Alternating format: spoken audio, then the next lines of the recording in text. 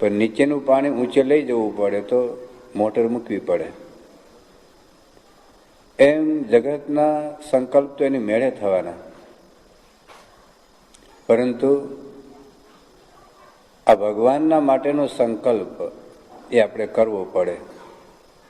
જેમ આંબો, ડાંગર, જુવાર, બાજરી, કપાસ એ વાવવા પડે, ખડ વાવવું ન પડે, એની મેળે ઉગે. ઘાસ એની મેળે ઉગે છે, ઉલટાને ખોદીને કાઢી નાખવું પડે છે. જ્યારે કપાસ કે બાજરી, જુવાર વાવવા પડે છે. એમ જીવનમાં અશુભ સંકલ્પો કરવા પડે છે. તો કયા સંકલ્પો કરવાના છે એની વાત આપણે ગઈકાલે કરી કે મનુષ્ય જીવનનું લક્ષ્ય એ આત્મા અને પરમાત્માનો સાક્ષાત્કાર છે, આત્માની મુક્તિ છે, મોક્ષ છે, ભગવાનના ધામની પ્રાપ્તિ છે. આ કદાચ આપણને ન સમજાય તો આ લોકમાં પણ સુખી રહેવા માટે પરલોકની વાત કદાચ આપણને ન સમજાય. ભગવાનનું ધામ કોણે જોયું છે ને કોણે જોયું નથી, ને ગયા એના કોઈ સમાચાર નથી. આપણી બુદ્ધિ આવા કદાચ કોઈ તર્ક કરતી હોય તો આ લોકમાં સુખી થવા માટે પણ વ્યસન, વિષય, વાસના અને વિકારો કે સ્વભાવમાંથી મુક્ત થયા વગર છૂટકો નથી. જ્યાં સુધી આંખમાંથી કણો ન નીકળે ત્યાં સુધી ઊંઘ નહીં આવે. પગમાંથી કાંટો ન નીકળે કે કિડનીમાંથી પથ્થરી ન નીકળે ત્યાં સુધી આપણને એ સુખ આવવાનું નથી. આ દેહનો કોઈ સામાન્ય રોગ હોય, શરદી હોય, કોઈ બહુ ભયંકર રોગ નથી શરદી, પણ જ્યાં સુધી શરદી છે ને ત્યાં સુધી ચેન નહીં પડે. ઘણી વખત શરીરમાં ઝીણી ઝીણી કળતર હોય છે, ઝીણો ઝીણો તાવ હોય, કેડનો થોડો થોડો દુખાવો હોય તો મજા નથી આવતી. ત્યાં જીવની બીમારી છે, એ જ્યાં સુધી દૂર ન થાય ત્યાં સુધી ભગવાન ભેગા રહીએ તો સુખ આવ્યું નથી. આપણા લૌકિક જીવનમાં, કૌટુંબિક જીવનમાં જે પ્રશ્ન આપણે અનુભવીએ છીએ, આપણા જ ઘરમાં ભૌતિક સમૃદ્ધિ, સુવિધા, સંપત્તિ, સાધનો હોવા છતાં પણ શાનું કારણ છે? સ્વભાવ. સ્વભાવ જ આપણને બરબાદ કરે છે, સ્વભાવ જ આપણને પાયમાલ કરે છે, સ્વભાવ જ આપણને દુઃખી કરે છે. ભલે આપણી પાસે ગમે એટલા સાધનો હોય. રામ ભગવાન પાસે મોબાઈલ નહોતો, સીતાજીને મોબાઈલ નહોતા રાખતા, ઘરમાં કોમ્પ્યુટર નહીં હોય. પણ રામ અને સીતા જેવા સંબંધો આપણા ઘરમાં છે. રામ અને ભરત અને રામ અને લક્ષ્મણ જેવા સંબંધો આપણા કુટુંબમાં છે. કેમ નથી? શું ઘરમાં શું ખોટે છે? શાના પ્રશ્નો છે? ઘર ઘરે મોકાણ છે, ઘર ઘરના કંકાસ અને ક્લેશ છે. આપણે એવું માનીએ છીએ કે સુખી થવા માટે ફ્રીજ લાવવાની જરૂરિયાત છે. લાવો એની કોઈ ના નથી. આપણે એવું માનીએ છીએ કે સુખી થવા માટે બહુ મોટા બંગલાની જરૂરિયાત છે. બનાવો, એનો કોઈ નિષેધ નથી. આપણા મગજમાં ભૂસું એવું ભરાયેલું છે કે મોંઘી ગાડી લાવીએ તો સુખી થઈએ. લાવો, એમાં કોઈ ના નથી. પણ જ્યાં સુધી સ્વભાવમાંથી મુક્ત નહીં થવાય ત્યાં સુધી ક્લેશ અને કંકાસ અને કુસંપ અને દુઃખ રહેવાના. ગઈકાલે આપણે વાત કરેલી કે જગતના લોકોને તો દુઃખ છે, એને તો નુકસાન છે, પણ આપણે ભગવાનના માર્ગે ચાલેલા ભક્તોને વધારે દુઃખ છે, વધારે નુકસાન છે. જગતના લોકોને થોડું ઘણું ઘરમાં ઝઘડા, ક્લેશ, કંકાસ બહુ થાય, આપઘાત કરે, છૂટાછેડા લે, નોખા થાય, એટલા પ્રશ્નો રહે. એને બહુ નુકસાન નથી, બહુ તો 2 જણા ઝઘડા થાય, નોખા થાય, છૂટાછેડા લઈ લે. બહુ પ્રશ્નો થાય તે છેવટે આપઘાત કરી લે. અધ્યાત્મ માર્ગે ચાલેલા મુસાફરોને વધારે નુકસાન એ છે કે ભગવાનના દિવ્ય સુખનો અનુભવ નથી થતો. કેટલું બધું આપણે ગુમાવીએ છીએ આપણા સ્વભાવ અને વાસનાને લઈને. ભગવાનમાં મનુષ્ય ભાવ આવે છે, સંતો અને ભક્તોનો અભાવ ગુણ આવે છે. આપણા સત્સંગના કેન્દ્રોમાં પણ કુસંપ ઉભો થાય છે. એટલું જ નહીં, આપણા સ્વભાવને લીધે ભગવાનને આપણી સાથે બનતું નથી, ભગવાનને આપણી સાથે ફાવતું નથી. ફવડાવવું પડે છે પણ એમ ફાવતું નથી. ભગવાન અને સંતને આપણે રાજી કરી શકતા નથી. બધું કરીએ છીએ પણ થોડુંક સ્વભાવ આપણું કરેલા આપણું પાણી ફેરવી નાખે છે. પ્રમુખ સાહેબ મહારાજ કહે છે ઘણી વાર કે આગળ જાય વાવતો અને પાછળ જાય ટોળતો. મહિનાઓ સુધી સેવા કરી હોય, આ જ મંદિરમાં સેવા કરી હોય, ભોગ આપ્યો હોય, તન મન ધનથી આમ સર્વ પ્રકારે સમર્પણ કર્યું હોય, પણ થોડુંક સ્વભાવ, થોડોક અહંકાર, થોડીક ઈર્ષા, થોડીક અપેક્ષા, થોડીક મહત્વાકાંક્ષાઓ, થોડોક અભાવગુણ, ખટપટની વૃત્તિ અને ટેવ આ સત્સંગમાં આપણને સુખ નથી માણવા દેતા. વધારે નુકસાન છે. ભગવાનને રાજી નથી કરી શકતા. સ્વભાવના એટમ બોમ્બ લઈને અક્ષરધામના પ્લેનમાં ક્યારેય નહીં બેસી શકાય. બહુ ટાઈટ સિક્યુરિટી છે. હવે તો બહુ ટાઈટ સિક્યુરિટી થઈ ગઈ. આ બિન લાદેન શું કરે કે ખબર નહીં. આપણે અક્ષરધામમાં પહેલા ક્યાં મેટર ડિટેક્ટર હતું, હવે ત્યારે આવી ગયું ને. બહુ ટાઈટ સિક્યુરિટી છે અક્ષરધામમાં. એમને કોઈને પહેવા દેવા એમ નથી. ભાઈઓ આપણા મામા નથી, જા ભાણ્યા પાછલા બાણાથી જતો રહે જા. લંડનમાં ગેરકાયદેસર આવી શકો છો તમે, યુરોપમાં ગેરકાયદેસર જઈ શકાય છે, અમેરિકામાં ગેરકાયદેસર જઈ શકાશે. અક્ષરધામમાં કોઈ લાગવગ નથી. ત્યાં કોઈ ડુપ્લિકેટ વિઝા ચાલે એમ નથી. ત્યાં દુનિયાના કોઈ એજન્ટ ત્યાં પહોંચી શકે એમ નથી. અને આપણા તમારા કોઈ સર્ટિફિકેટ ત્યાં ચાલે એમ નથી. હું તમને કહી દઉં કે તમે પરોતભાઈ જેવા છો, અને તમે મને કહી દો કે તમે મુક્તાનંદ સ્વામી, બ્રહ્માનંદ સ્વામી કે ગુણાતીતાનંદ સ્વામી જેવા, તમારું સર્ટિફિકેટ મહારાજ માન્ય નથી કરવાના. અને હું તમને સર્ટિફિકેટ આવ્યો હો, તમે તો બહુ જ સેવા કરી, તમે તો અક્ષરધામના મુક્ત છો, માથા મુગટ છો, હયાના હાર છો. કોઈ સર્ટિફિકેટ હું તમને અમેરિકન વિઝા આપી દઉં, તમને તે ઘૂસવા દો? આમ પરમેનન્ટ સહીથી સહી કરી દઉં, પરમેનન્ટ પેનથી સાધુ બ્રહ્મ દર્શનદાર, આમ અમેરિકન ઘૂસવા દે? અરે મેં આપેલા વિઝા તમને ના ઘૂસવા દે. તો અક્ષરધામમાં કોઈના વિઝા ચાલેવા નથી. ભગવાન સ્વામિનારાયણ સિક્કો મારે, પ્રમુખ સ્વામી સિક્કો મારે ને તો અક્ષરધામ એન્ટ્રી છે. ગભરાય નો દાદા, આ તો કે આમ આ તો મોક્ષ થાય જ નથી. એમ જરાય ગભરાય જવાની જરૂરત નથી. એ પણ આગળ વાત કરવાનો છે. પણ તમને કોર્સની ખબર પડવી જોઈએ. બસ ધીસ ઇઝ અવર કોર્સ.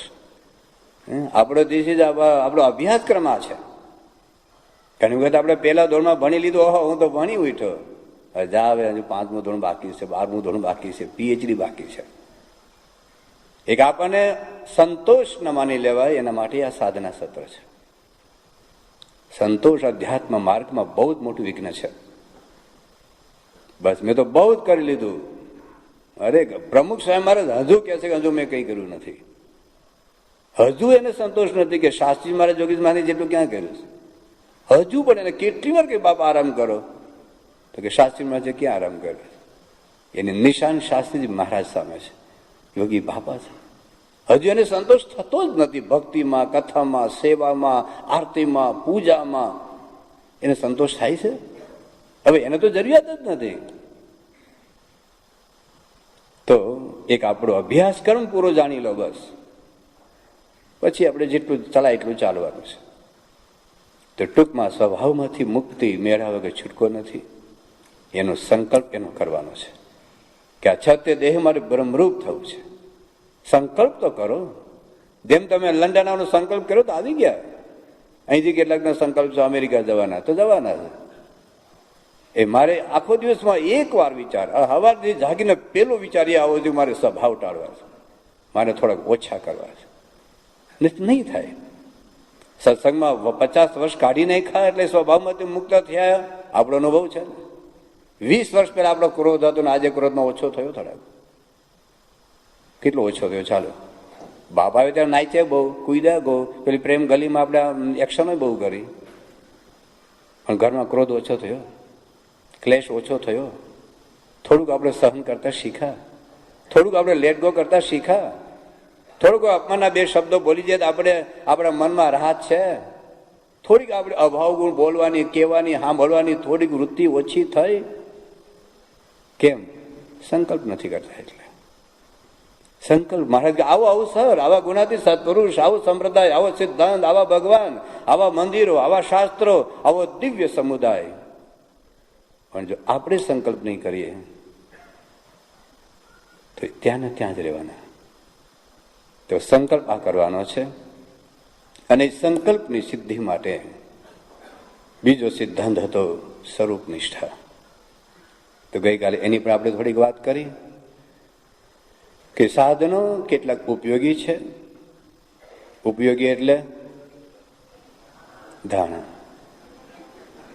આવશ્યક એટલે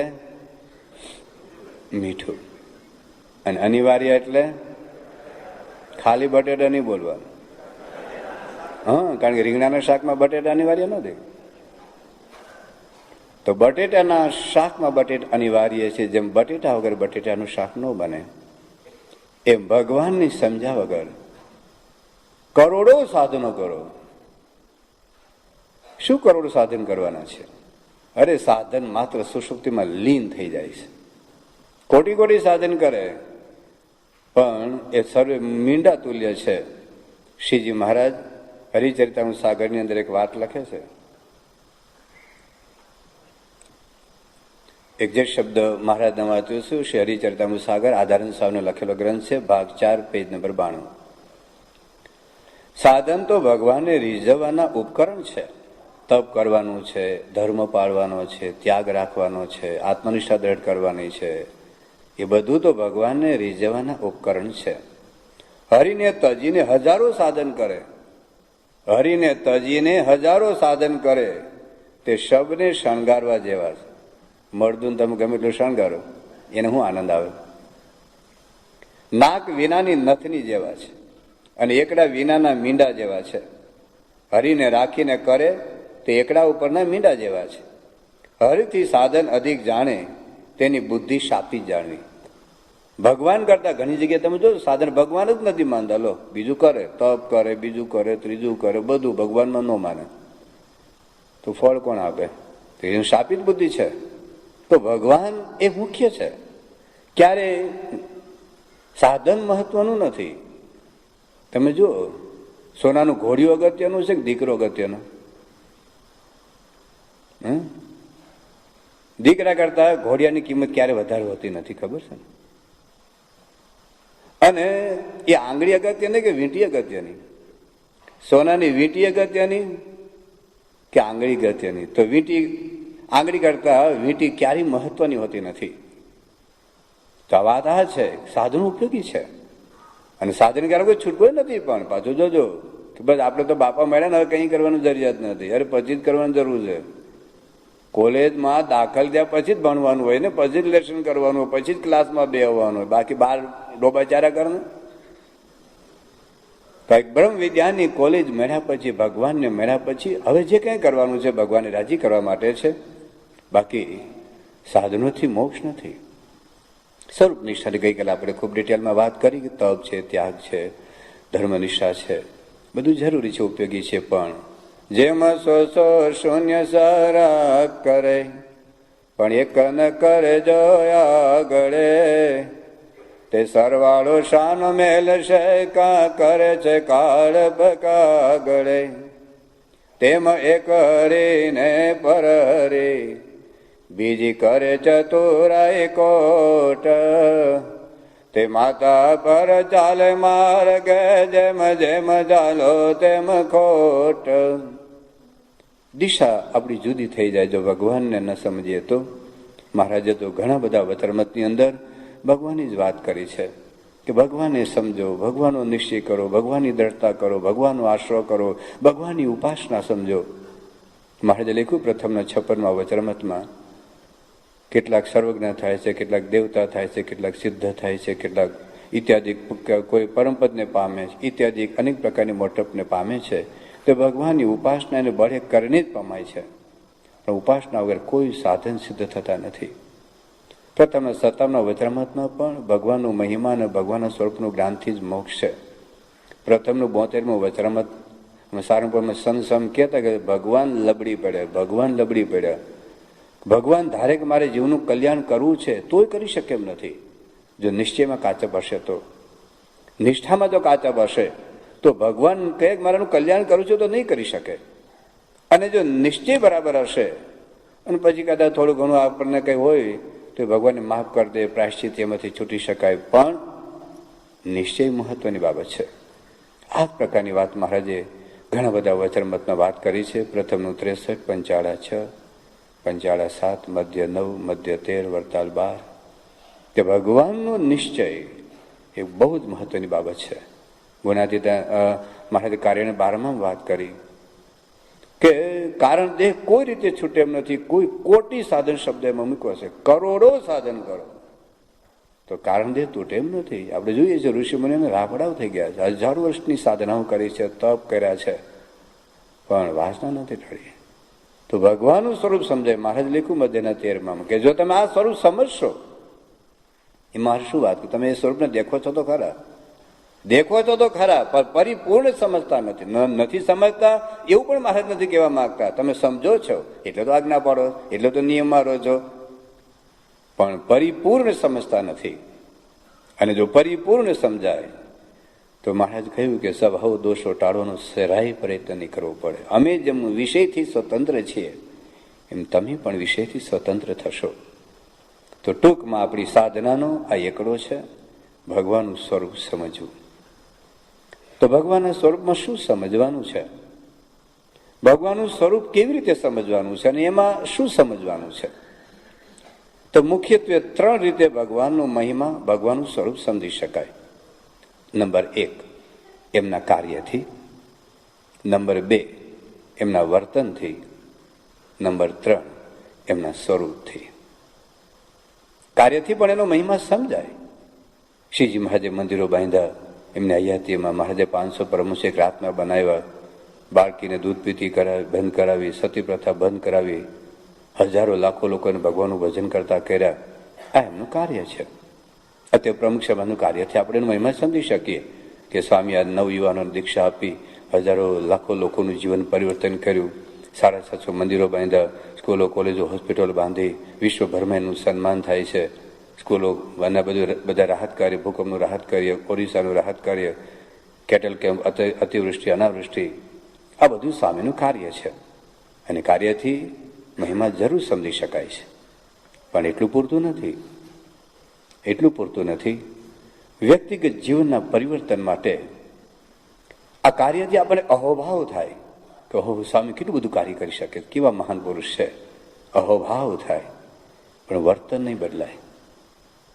આજે પ્રમુખ સાહેબ ગઈકાલે વાત કરી, 1 અબજ અક્ષરધામ બાંધે, એ બાંધી શકે છે, પણ વર્તન તો ત્યારે બદલાય કે એના વર્તનનો વિચાર કરીને અનુતાપ અને પરિતાપ થાય. તો પ્રથમનું 67નું વચરામૃત કે મારા ગુરુ આવા નિર્માની અને હું આવો માની, મારા ગુરુ આવા નિસ્વાદી અને મારામાં આવો સ્વાદ,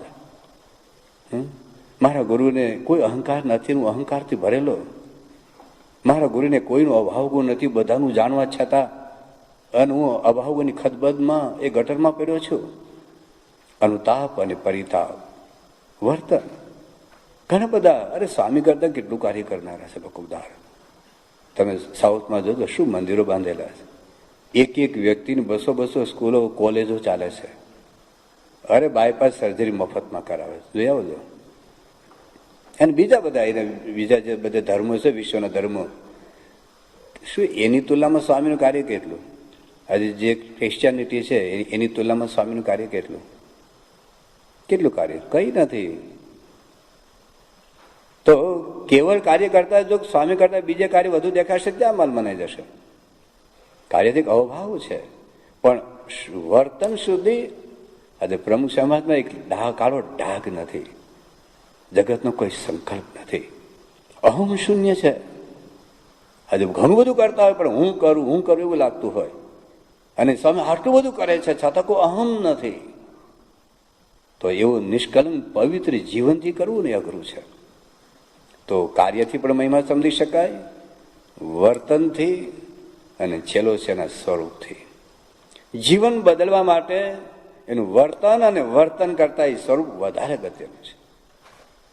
આજે દાખલા તરીકે હું 1 કલાક સુધી પ્રમુખ સ્વામીનો મહિમા એવો કહું કે પ્રમુખ સ્વામી મહારાજ માટે ફલાણા ભાઈ આવું બોલી ગયા, પેલું આવું બોલી ગયા, અને આવું આમ પ્રભાવ પડ્યો, એટલા બધા લોકો આમ એટલું બધું બોલી ગયા, અને આટલી સ્કૂલો ને આટલી કોલેજ ને આટલી હોસ્પિટલ, બિલ ક્લિન્ટન મેળા યુનિયનની સભામાં જ એવા, અને આની પાર્લામેન્ટ સ્વાગત કર્યું, બીજાએ આમ કર્યું, ત્રીજાએ આમ કર્યું, સ્વામીને એટલા નોબેલ પ્રાઇઝ મેળ્યા ને એટલા એવોર્ડ મેળ્યા, આટલું બધું મહિમા કહું તે સારી બાબત છે. પણ મારું જીવન ક્યારે બદલાય કે પ્રમુખ સાહેબ મહારાજ સર્વજ્ઞ છે આવું મનાય? તો વ્યક્તિગત જીવન માટે શું અગત્યનું છે? એનું સ્વરૂપ સમજવું અગત્યનું છે. તો ભગવાનના સ્વરૂપમાં શું સમજવાનું છે? એક તો એનું ઐશ્વર્ય, ભગવાનનું સામર્થ્ય, ભગવાનની કાર્યશક્તિ. નિષ્કળ સામે કહ્યું કે જેને રચ્યું આ જગત જાણવું જુજવી જાતનું રે, જોતા મૂંઝાઈ જાય મત એવું કર્યું ભાત ભાતનું રે. આ ભગવાનની શક્તિ, ભગવાનનું સામર્થ્ય અનંત કોટી બ્રહ્માંડિક સંકલ્પથી ઉત્પન્ન કરી શકે છે. તમારા સંકલ્પથી ઘરમાં કઢી નથી થતી, ખબર? આપણા સંકલ્પથી લીમડાનું પાંદડું નથી બનતું. પૃથ્વી પર લાખો વૈજ્ઞાનિક ભેગા થાય ને કે વાળ બને નહીં, એની મેળે લાંબો થયા કરે, મૂકો એની મેળે લાંબો થયા કરે, થોડાક સમય પછી થોડો થાય, એક વાળ બનાવી દો, ચાલો. એક લીમડાનું પાંદડું, ભલે પ્લાસ્ટિકનું બનાવો, લીમડાનું પાંદડું તો એક બનાવી જુઓ. આ ભગવાનની કરામત છે. અનંત બ્રહ્માંડની રચના તમે જુઓ. એ ભગવાનનું જયારે કાર્ય વિચારીએ, એનું શક્તિ, એનું સામર્થ્ય વિચારીએ તો આપણો અહંકાર ઓગળી જાય. અહંકાર ઓગળી જાય. આજે પ્રમુખ સાહેબનું સામર્થ્ય વિચારો, એની શક્તિ વિચારો, એમનું કાર્ય વિચારો ને તો આપણો અહંકાર ઓગળી જાય. તમે લાખોપતિ હો પણ બિલ ગેટ સામે જુઓ ને તો આપણે હવા નીકળી જાય. ઓહો, તમે આમ લાખ પાઉન્ડની ગાડી હોય પણ કોઈકની 5 લાખની ગાડી જાઓ ને તો આપણી હવા નીકળી જાય. ઓહો. કોઈ સામાન્ય અમારા દેશમાં આયુર્વેદિક ડોક્ટર હોય, આમ કેફમાં હોય, તમે ગામડામાં છે ને આયુર્વેદિક ડોક્ટરનું પણ આમ એના હોમિયોપેથિક ડોક્ટર, આરએમપી ડોક્ટર હોય ને કેફમાં હોય, કારણ ગામડાનું હોય સાહેબ આવ્યા બોલતા હોય ને.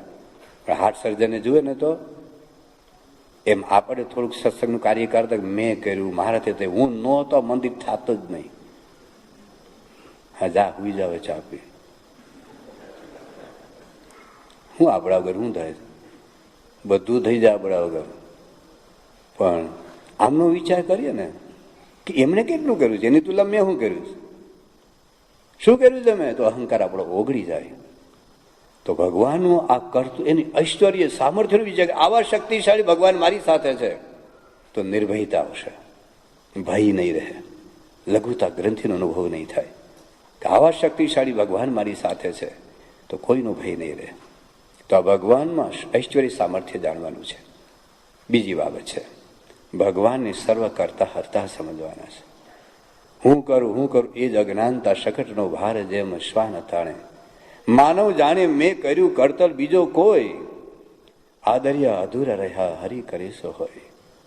ભગવાનને જો કરતા હરતા સમજાય ને તો આજના વિશ્વના જે માનસિક રોગો છે ને, ડિપ્રેશન, ફ્રસ્ટ્રેશન, ટેન્શન, સ્ટ્રેસ, એ બધું એક ઝાટકે નીકળી જાય. ઝાટકે નીકળી જાય ભગવાન કરતા હરતા. બસ એ સુખ હોય કે દુઃખ હોય, માન હોય કે અપમાન હોય, સફળતા હોય કે નિષ્ફળતા હોય, એની અંદર આપણે જીવનને બેલેન્સ કરી શકીશું, આપણે જીવનને મેનેજ કરી શકીશું. એનો જ પ્રસંગ, હેરોમાં પરમિશન ન મળી, બાપા ઊંઘી ગયા. સ્વામી તમને પત્ર લખ્યો છે. સ્વામી કે ભગવાનની ઈચ્છા, ભગવાનની ઈચ્છા. આટલી બધી પ્રવૃત્તિ કરવા છતાં સ્વામીને કેમ ટેન્શન નથી, કેમ ડિપ્રેશન નથી? અને હંમેશા સ્વામીને સફળતા મળે છે એવું પણ નથી. બધા સ્વામીના વખાણ કરે છે, પ્રશંસા કરે છે, સન્માન કરે છે એવું પણ નથી. હંમેશા સ્વામીના જીવનમાં સગવડ અને સુવિધાનો લાભ મળે છે એવું પણ નથી. પણ દરેક દ્વંદ્વોમાં, સુખ અને દુઃખમાં, માન અપમાન, સફળતા નિષ્ફળતામાં સ્વામી કેમ બેલેન્સ છે? કારણ કે પ્રત્યેક ક્ષણે ભગવાનના કર્તૃત્વનો વિચાર છે. ખાલી સ્વામિનારાયણનું ભજન તો એ કરે છે ને આપણે કરીએ છીએ. શ્રીજી મહાદેવ ભગવાનને તો એ માને છે ને આપણે માનીએ છીએ. પણ કોઈ દિવસ ક્યારે સ્વામી બોલ્યા છે કે આ કામ મેં કર્યું છે, આ કામ મારાથી થયું છે? અરે ગમે એટલે આપણે હજારો ભક્તો, સંતો બધા કે બાપા આપની કૃપાથી થયું, આપે કર્યું, આપ નો તો ન થાત. કોઈ દિવસ બાપાને અભિનિવેશ થતો નથી. આપણને કોઈક 10 જણ આવીને કહી દે ને કે તમે આ કર્યું, તમે નો તો નો થાત, તો આપણે એટલો અભિનિવેશ તો થાય કે હા મેં કર્યું છે. 2003ની સાલમાં પ્રમુખ સ્વામી મહારાજ અમદાવાદમાં હતા અને એ વખતે આપણે ગુજરાતની વિધાનસભાના જે સ્પીકર પ્રોફેસર મંગળભાઈ એ સ્વામી પાસે આવ્યા કે સ્વામી કે મને સમજાતું નથી કે આટલી બધી સંસ્થા તમે કેવી રીતે ચલાવો છો, આટલા બધા મંદિરો, આટલા બધા સંતો, વિશ્વવ્યાપી જુદા જુદા દેશમાં રહેલા જુદા જુદા લેવલના સ્તરના બધા હરિભક્તો, આટલું બધું મેનેજમેન્ટ તમે આ ઉંમરે કેવી રીતે ચલાવો છો મને સમજાતું નથી. સ્વામી કે હું ચલાવતો જ નથી. પેલું જ વાક્ય, સ્વામી કે હું ચલાવતો જ નથી. ભગવાન સ્વામિનારાયણ અમારા ગુરુ ચલાવે છે. અમારા ગુરુ અમને એ શીખવ્યું છે કે કરતા હતા ભગવાન છે એ છે. 1988માં હિસ્ટનમાં સ્વામીનું સન્માન હતું, શુકમુનિ સ્વામી, અને એ વખતે વિવેક સાગર સ્વામી બાપાને બહુ અદભુત મહિમાની વાતો કરેલી, આપણને પણ આનંદ આવી જાય. એ વખતે સ્વામીને વ્યક્તિગત મળતા એક પ્રવીણભાઈ નામના એક મુમુક્ષુએ સ્વામીને પૂછ્યું કે સ્વામી તમારી હાજરીમાં તમારા શિષ્યો તમારા આટલા બધા વખાણ કરે તો તમને એનો અહંકાર નથી આવતો? સ્વામી કે હું કરતો જ નથી, કરતા જ નથી. અમારે તો શેકેલો પાપડે ભાંગે નહીં, શેકેલો પાપડે ભાંગે નહીં. કરતા કરતા ભગવાન છે. પ્રત્યેક પરિસ્થિતિમાં ભગવાનને કરતા સમજે છે. ભગતજી મહારાજની સાધના આ હતી. ભગતજી મહારાજે ખાલી કૂતરાને ખેંચીને નાખ્યા નથી. ભગતજી મહારાજે ખાલી પાયા નથી પૂર્યા. ભગતજી મહારાજ ખાલી 400 આંબાને પાણી નથી પાયું. ભગતજી મહારાજ કેવળ ચૂનાનું કામ નથી કર્યું. ભગતજી મહારાજની સાધના આ હતી કે ગુણાતીતાન સ્વામી એમાં રહીને મારું ઘડતર કરે છે. કેટલું અપમાન, કેટલો તિરસ્કાર, કેટલું ઉપેક્ષા. એની સાધના આ હતી કે ગુણાતીતાન સ્વામી એમાં રહીને મારું ઘડતર કરે છે. આ મનાય આપણને પ્રમુખ સમાજ આપણે માનીએ છીએ. ભગતજી મહારાજ એના ગુરુને જે માનતા હતા ગુણાતીતાન સ્વામીને, એ જ ગુણાતીતાન સ્વામી આજે પ્રમુખ સ્વામી છે. આપણે માનીએ છીએ પણ મનાય છે કે પ્રમુખ સ્વામી એમાં રહીને મારું ઘડતર કરે છે. પ્રમુખ સ્વામી રહીને મારું ઘડતર કરે છે, મારું મનનું મુકાવે છે, એ મનાય છે? આપણને લાગે કે આને જ કર્યું, આને જ બગાડ્યું તંત્ર. અનંત કોટી બ્રહ્માંડના કરતા હતા પ્રમુખ સ્વામી મહારાજ મનાય, પણ આ સત્સંગ મંડળના કરતા હતા પ્રમુખ સ્વામી મહારાજ મનાય છે? નથી મનાતા. આ પ્રેક્ટિકલ સાધના છે. અધ્યાત્મ એટલે વે ઓફ લાઈફ છે. જીવનના સંજોગોને, જીવનના સુખ દુઃખને તમે કેવી રીતે પચાવી શકો છો, એ સફળતા છે. અને એમાં કરતું તો તમે જોજો, કોઈ પણ હરિભક્તો કોઈ પણ પ્રશ્ન આવે તો સ્વામી સમાધાનમાં આ જ આપશે કે ભગવાનની ઈચ્છા. હમણાં એક છોકરો બાબા પાસે આવ્યો અમદાવાદમાં કે સ્વામી મારે જેની લગ્ન કરવાના હતા ને એના મા બાપે એ છોકરીને બીજી હગાઈ કરી નાખી. એટલે હવે તમે તો કરતા હરતા છો, તમે તો કાળ કર્મને માયાને નિયંતા છો. બાબા તમે ગમે તેમ કરો ને એનું મન ફેરવી દો, એની બુદ્ધિ ફેરવી દો, એ છોકરી મારી યાર જ પરણે. એ છોકરી માટે મારી 100 જિંદગી કુરબાન છે. અરે જે બોલતો હતો બાબા પાસે, અને જો તમે નહીં મળે તો હું પાગલ થઈ જશે, તો હું આપઘાત કરીશ, બસ મારી એની લગ્ન કરવા. સ્વામી બધું સાંભળે. સ્વામી કે ભગવાનની ઈચ્છા, ભવિષ્યમાં દુઃખ થવાનું હશે, ભવિષ્યમાં છૂટાછેડા થવાના હશે, માન લે ભગવાનની ઈચ્છા બીજી ઘણી બધી છે, પણ એ જતી ના બાપા તમે ગમે તેમ કરો. ત્યાં આપણે ઘણા બધા આપણે આંબલીપોળમાં જે મંદિર છે ને ત્યાં બધા ચાદર ઓઢાડે છે પ્રમુખ સ્વામી મહારાજને, અને માનતા માની કે સ્વામી મેં માનતા માની છે ચાદર ઓઢાડી. સ્વામી કે જેને તું ચાદર ઓઢાડે છે એ જ કહે છે કે તું એને ભૂલી જા, એ જ કહે છે કે તું ભૂલી જા. ભગવાનની ઈચ્છા, ભગવાનની ઈચ્છા નથી મનાતું. એક બીજો છોકરા 12માં કંઈક 90% આવવાના હતા, હા ઓછા ટકા આવ્યા, એ તો આપઘાત જ કરવાનો હતો. સ્વામી કે ભગવાનની ઈચ્છા, તારે જે લાઈનમાં જવાનું હતું એ લાઈનમાં ભવિષ્યમાં કંઈક દુઃખ આવવાનું હશે, ભગવાનની ઈચ્છા માની લે, ભગવાન કરતા હતા માની લે. તમે જોજો તમારા જેવા ઘણા બધા હરિભક્તોના પ્રશ્નો સ્વામી પાસે ગયા હશે, તમને જ બાબાએ કીધું હશે કે ભગવાનની ઈચ્છા ભૂલી જાય. આ ભગવાનના કર્તૃત્વનો વિચાર એ આપણને આપણા જીવનને બેલેન્સ કરી શકશે. દિનેશની વાત મને કહ્યું છે આપણા કોઠારી સ્વામી, એટલે હું બોલું છું. મને આત્મશ્રી સ્વામી કીધું કે એમના બધા પ્રસંગો કહેજો, એને હાજરીમાં કહું છું. અને હું અમે કહેવાનો છું, નક્કી કરીને જ આવેલો. ગમે કે ના ગમે પણ કીધા વગર ચાલે એવું નથી. દિનેશ એને સત્સંગ તો મેં કીધું 3.5 વર્ષનો, પણ એક સ્વામીનું વાક્ય એક પોતાના હાથથી લખેલું પોતાની ડાયરીમાં રાખતો. બાપુનું એક વાક્ય છે કે દરેક પ્રશ્નો આવે તો ભગવાનને કરતા હરતા માનો તો શાંતિ રહેશે, સફળતા નિષ્ફળતા આપણે પુરુષાર્થ કરવો, પણ ગમે તે સુખ દુઃખ આવે એમાં ભગવાનને કરતા માણસો તો અખંડ શાંતિ રહેશે. આ વાક્ય પોતાના હાથથી લખીને પોતાની ડાયરીમાં રાખવાનું, 2-3 વખત વાંચતો. શરૂઆતમાં એવું થયું, એનો ધંધાનો શરૂઆત થઈ. મેં કીધું કે મહિને 4,000 રૂપિયા કમાતો હતો, છેલ્લે તો મહિને 4 કરોડ પગારે ચૂકવતો હતો. પણ શરૂઆતના બિઝનેસની અંદર હીરાની ઓફિસ એક ભાવનગર છે અને એક ત્યાં બોમ્બે છે. ત્યાં એનો મેનેજર છે નિલેશ, અને 1,10,000 રૂપિયાનો પગાર આપે છે મહિને. 40,000 રૂપિયા મકાનનું ભાડું ચૂકવે છે, એટલે 1.5 લાખનો પગાર. હવે જવાબદારી કેટલી હોય એની? હવે એમાં મુંબઈનો ગઠિયો ભટકાઈ ગયો. મુંબઈ તો તમને આમ બાટલીમાં પૂરી દેવા છે બધા. તો આ એવા કંઈક પ્રશ્ન થયો કે 50 લાખના હીરા એ ગઠિયો લઈ ગયો. એટલે પહેલાં બધું ઓળખાણ આપી કે તમારું જે પ્રોડક્શન છે, મારું બહુ શેર છે, ત્યાં આપણે વેચાણ કરી દઈએ. નામ જેમ 4-5 દિવસ બધા દિનેશના કુટુંબના બધા નામ આવે, પણ બહુ ઓળખીતો છે, પરિચય છે, મારા શેર બહુ મોટા છે. એટલે તો આ નિલેશને વિશ્વાસ તો ન આવ્યો. તેની સાથે એક માણસ મોકલ્યો અને એને લઈને ત્યાં મોકલ્યો. હીરાનું પાડીકાની સાથે હતું, પણ પેલું કે તમે સોફા પર બેસો, મારા શેઠ અંદર બેઠા છે અને હીરાનું પાડીકું એને બતાવું, એને ગમે તો આપણે પછી સોદો કરીએ.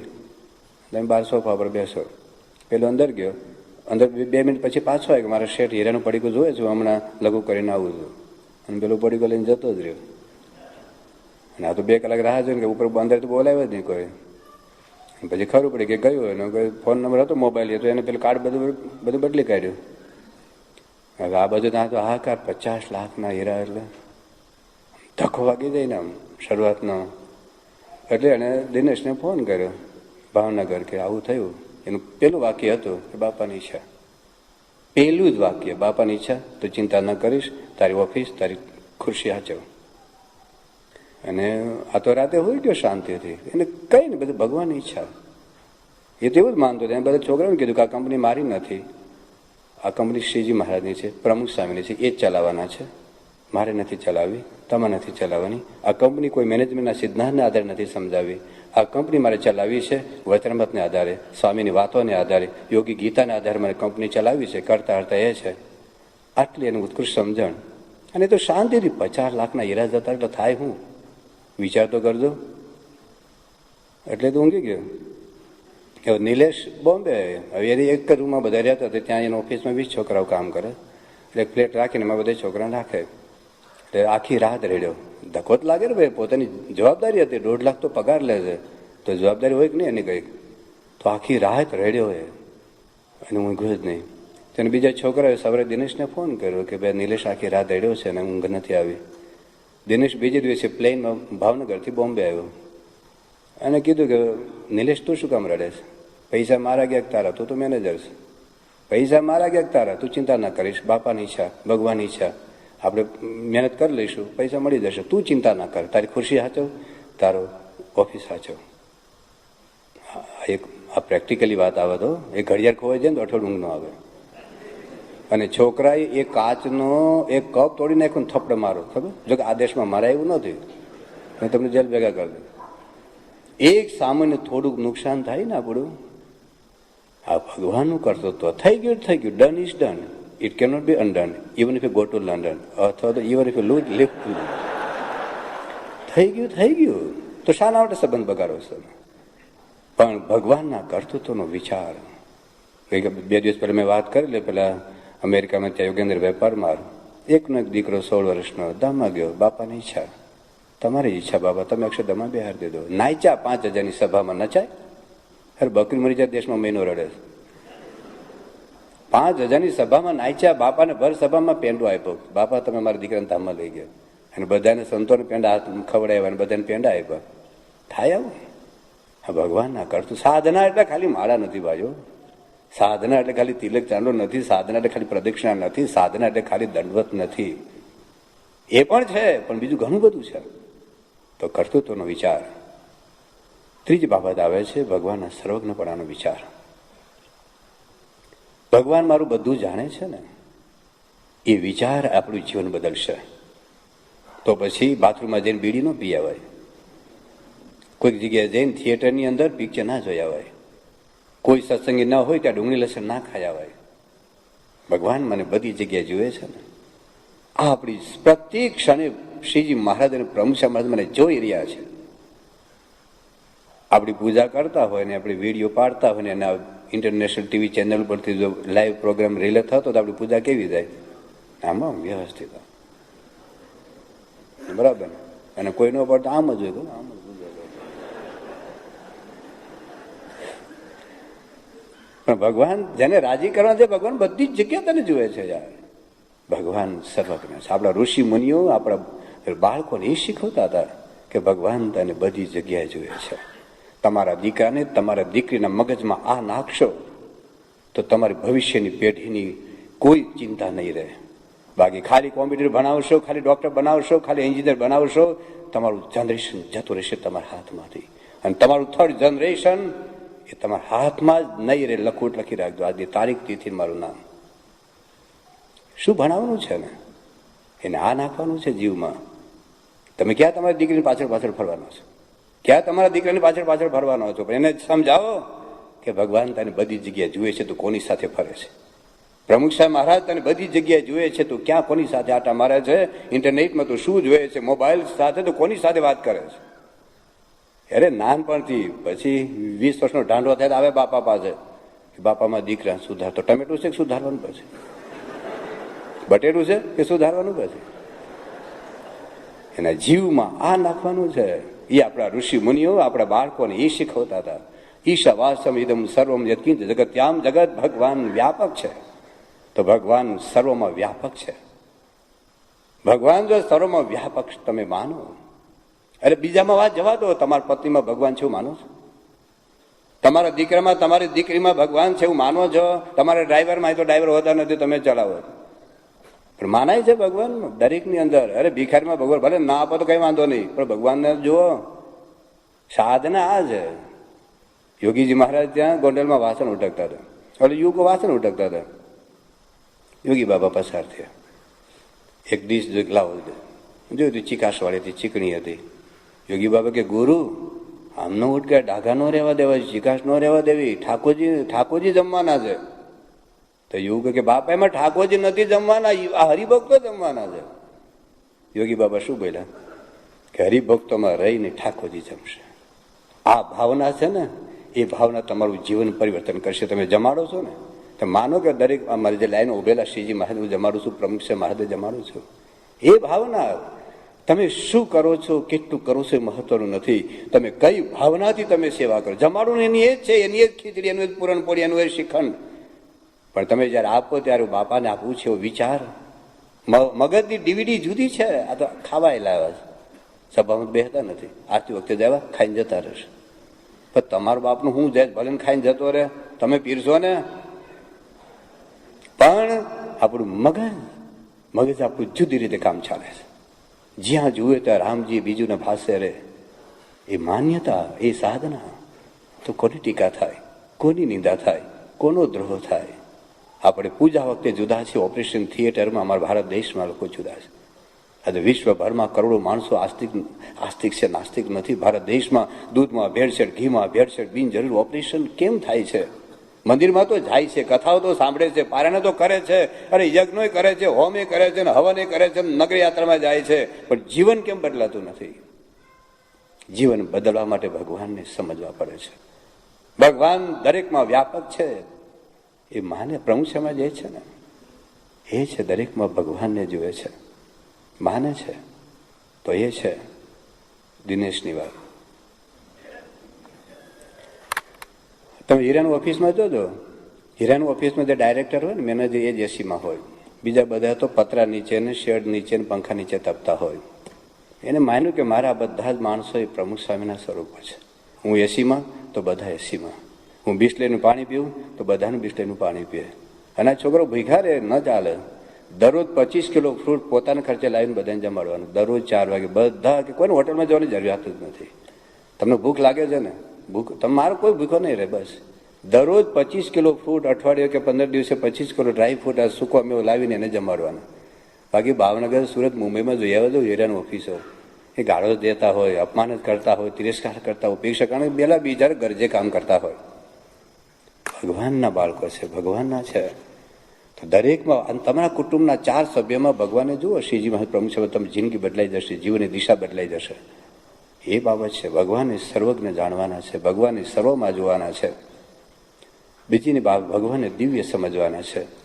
ભગવાન નિર્દોષ છે, માયા પર છે. ભગવાનને જો માયા પર સમજીશું, એને જો નિર્દોષ સમજીશું, મહારાજ લખ્યું છે પ્રથમનું 24, ગમે કૂતરા જેવા કામી હશું તો નિષ્કામી થઈ જઈશું. પ્રથમ 58 સત્પુરુષ માટે આ જ વાત કરી. ગમે તેવા કામ ક્રોધાદિક સ્વભાવ આપણામાં હશે તો નિર્દોષ થઈ જઈશું. પ્રથમનું 73મું વચનામૃત, ગમે તેવા દોષો હશે, મોટા પુરુષને નિર્દોષ સમજીશું તો નિર્દોષ થઈ જવાશે. આપણે લાગે અમે તો સમજીએ છીએ, બાપાનું તો નિર્દોષ જ સમજીએ છીએ, તો ક્રોધ ઓછો કેમ ન થયો? હું નથી માનતો કે આપણે બાપામાં ક્રોધ કોઈ માનતા હોઈએ, પણ ક્રોધ ઓછો થયો. આપણે કોણ માની છે કે બાપામાં કામ છે પણ છતાં આપણે કામ ઓછો થયો? એનો અર્થ એ થયો કે જેમ છે સમજાણું નથી. અમારા સંસ્થામાં કહેતા વાતોડિયો નિશ્ચય, વાતો કરવામાં ને બળગા ફૂંકવામાં આપણે પાછા પડીએ જ નથી. પાછા પડીએ જ નથી. રિઝલ્ટ આવવું જોઈએ ને, તરત ઇમિડિયેટલી રિઝલ્ટ આ છે કે એને નિર્દોષ સમજો તો નિર્દોષ થઈ જવાય, નિર્લોભી સમજો તો નિર્લોભી થઈ જવાય, નિસ્વાદી સમજો તો નિસ્વાદી થઈ જવાય. નથી થવાતું એનો અર્થ એ છે કે આપણે જેવા છે. હા, દુનિયાના કરતા તો ઘણું જાણીએ છીએ, પણ જો જાણો તો ધડાકો થાય એવું છે. સાધના એટલી છે. ભગવાનને બાપાએ ખાલી અક્ષરધામ બાંધ્યું એ તો બરાબર છે, કાર્યનો મહિમા છે, અહોભાવ થશે, પણ સ્વામી નિસ્વાદી છે એવું માનો તો ભાઈ એવું નથી કોઈ આઈસ્ક્રીમ નહીં ખવાય. ઘણા ગભરાઈ જાય કે હારું આપણે નિર્દોષ સમજીશું ને આપણે નિર્દોષ થઈ જાય, આઈસ્ક્રીમ નહીં ખવાય, જ્યુસ નહીં પીવાય, એવું એને એ બધું ખાજો પીજો, કશું વાંધો નહીં, પણ બિનજરૂરી ખાવામાંથી તો આસક્તિ છોડો. એ બાબત છે. કારણ કે સુખના સિંધુ સમજાયા, સુખ માત્ર એમાં રહેવું છે તો જગતમાંથી વૃત્તિ તો પાછી વળશે. જગતમાંથી વૃત્તિ તો પાછી વળશે. સફરજનમાંથી વૃત્તિ ક્યારે પાછી વળે? જ્યારે કોહિનૂર હીરાનો મહિમા સમજાય તો. સાયકલમાંથી તમને વૃત્તિ ક્યારે પાછી વળે? કે મર્સિડીઝનો મહિમા સમજાય તો. ઝૂંપડામાંથી વૃત્તિ ક્યારે પાછી વળે? કે તમને બંગલાનો મહિમા સમજાય તો. એક સમજાનું છે હરિમાં સુખ, બીજો સર્વે જણાનું છે દુઃખ. જેવો જમકી ઘર કાળ પાસ, એમ સમજે છે હરિના દાસ. સોના રૂપામાં સુખ ન માને, જેને માં પ્રભુ આવ્યા પાને. કીટ બ્રહ્મા લગે દેખે નાશ, એમ સમજે છે હરિના દાસ. એવી કોણ વસ્તુ છે અબુમાં, જેમાં લોભે જે લોભ્યા પ્રભુમાં. રે છે અંદર સૌથી ઉદાસ, એમ સમજે છે હરિના દાસ. ભગવાનમાં જો માલ મનાય, હનુમાનજીને માલ મનાયો રામમાં તો 9 લાખનો હાર ફેંકી દીધો. હનુમાન ચાલીસાના પાઠ કરનારા ગુટકા ફેંકતા નથી. કેવું કહેવાય? ગોપીઓને કહ્યું કૃષ્ણ ભગવાનને જ્યારથી ચરણ સ્પર્શ કર્યો છે ત્યારથી જગતનું સુખ ખારું જે થઈ ગયું છે. આપણે કેટલી વાર ચરણ સ્પર્શ કર્યો છે બાપાનો? બાપા એક વખત બોચાસણ હતા અને સ્વામીએ સંતોને કહ્યું કે મારું ઉપર મિટિંગ છે એટલે બધા કોઈ ઉપર મળવા ન આવે, જાહેરાત કરો. એટલે જાહેરાત કે બાપાને બહુ મિટિંગમાં છે, કોઈ ઉપર આવતા નહીં. અને સ્વામી હવે સીધા જાય છે. સ્વામી કે ના, પહેલાં એવું કરું, બધાને અહીંયા વ્યક્તિગત મળી લો, એટલે પછી ઉપર કોઈ આવે નહીં. એટલે આખું આપણો તો શિસ્ત સર્વોપરી. એટલે બધા ઉભા થઈ ગયા. બધા ઉભા થઈ ગયા. બાપા કે લાવ માઇક લાવ. માઇક લઈને સ્વામી કે બધા બેસી જાવ ને તું ઉપર જતો રહીશ, બધા બેસી જાવ ને તું ઉપર જતો રહીશ.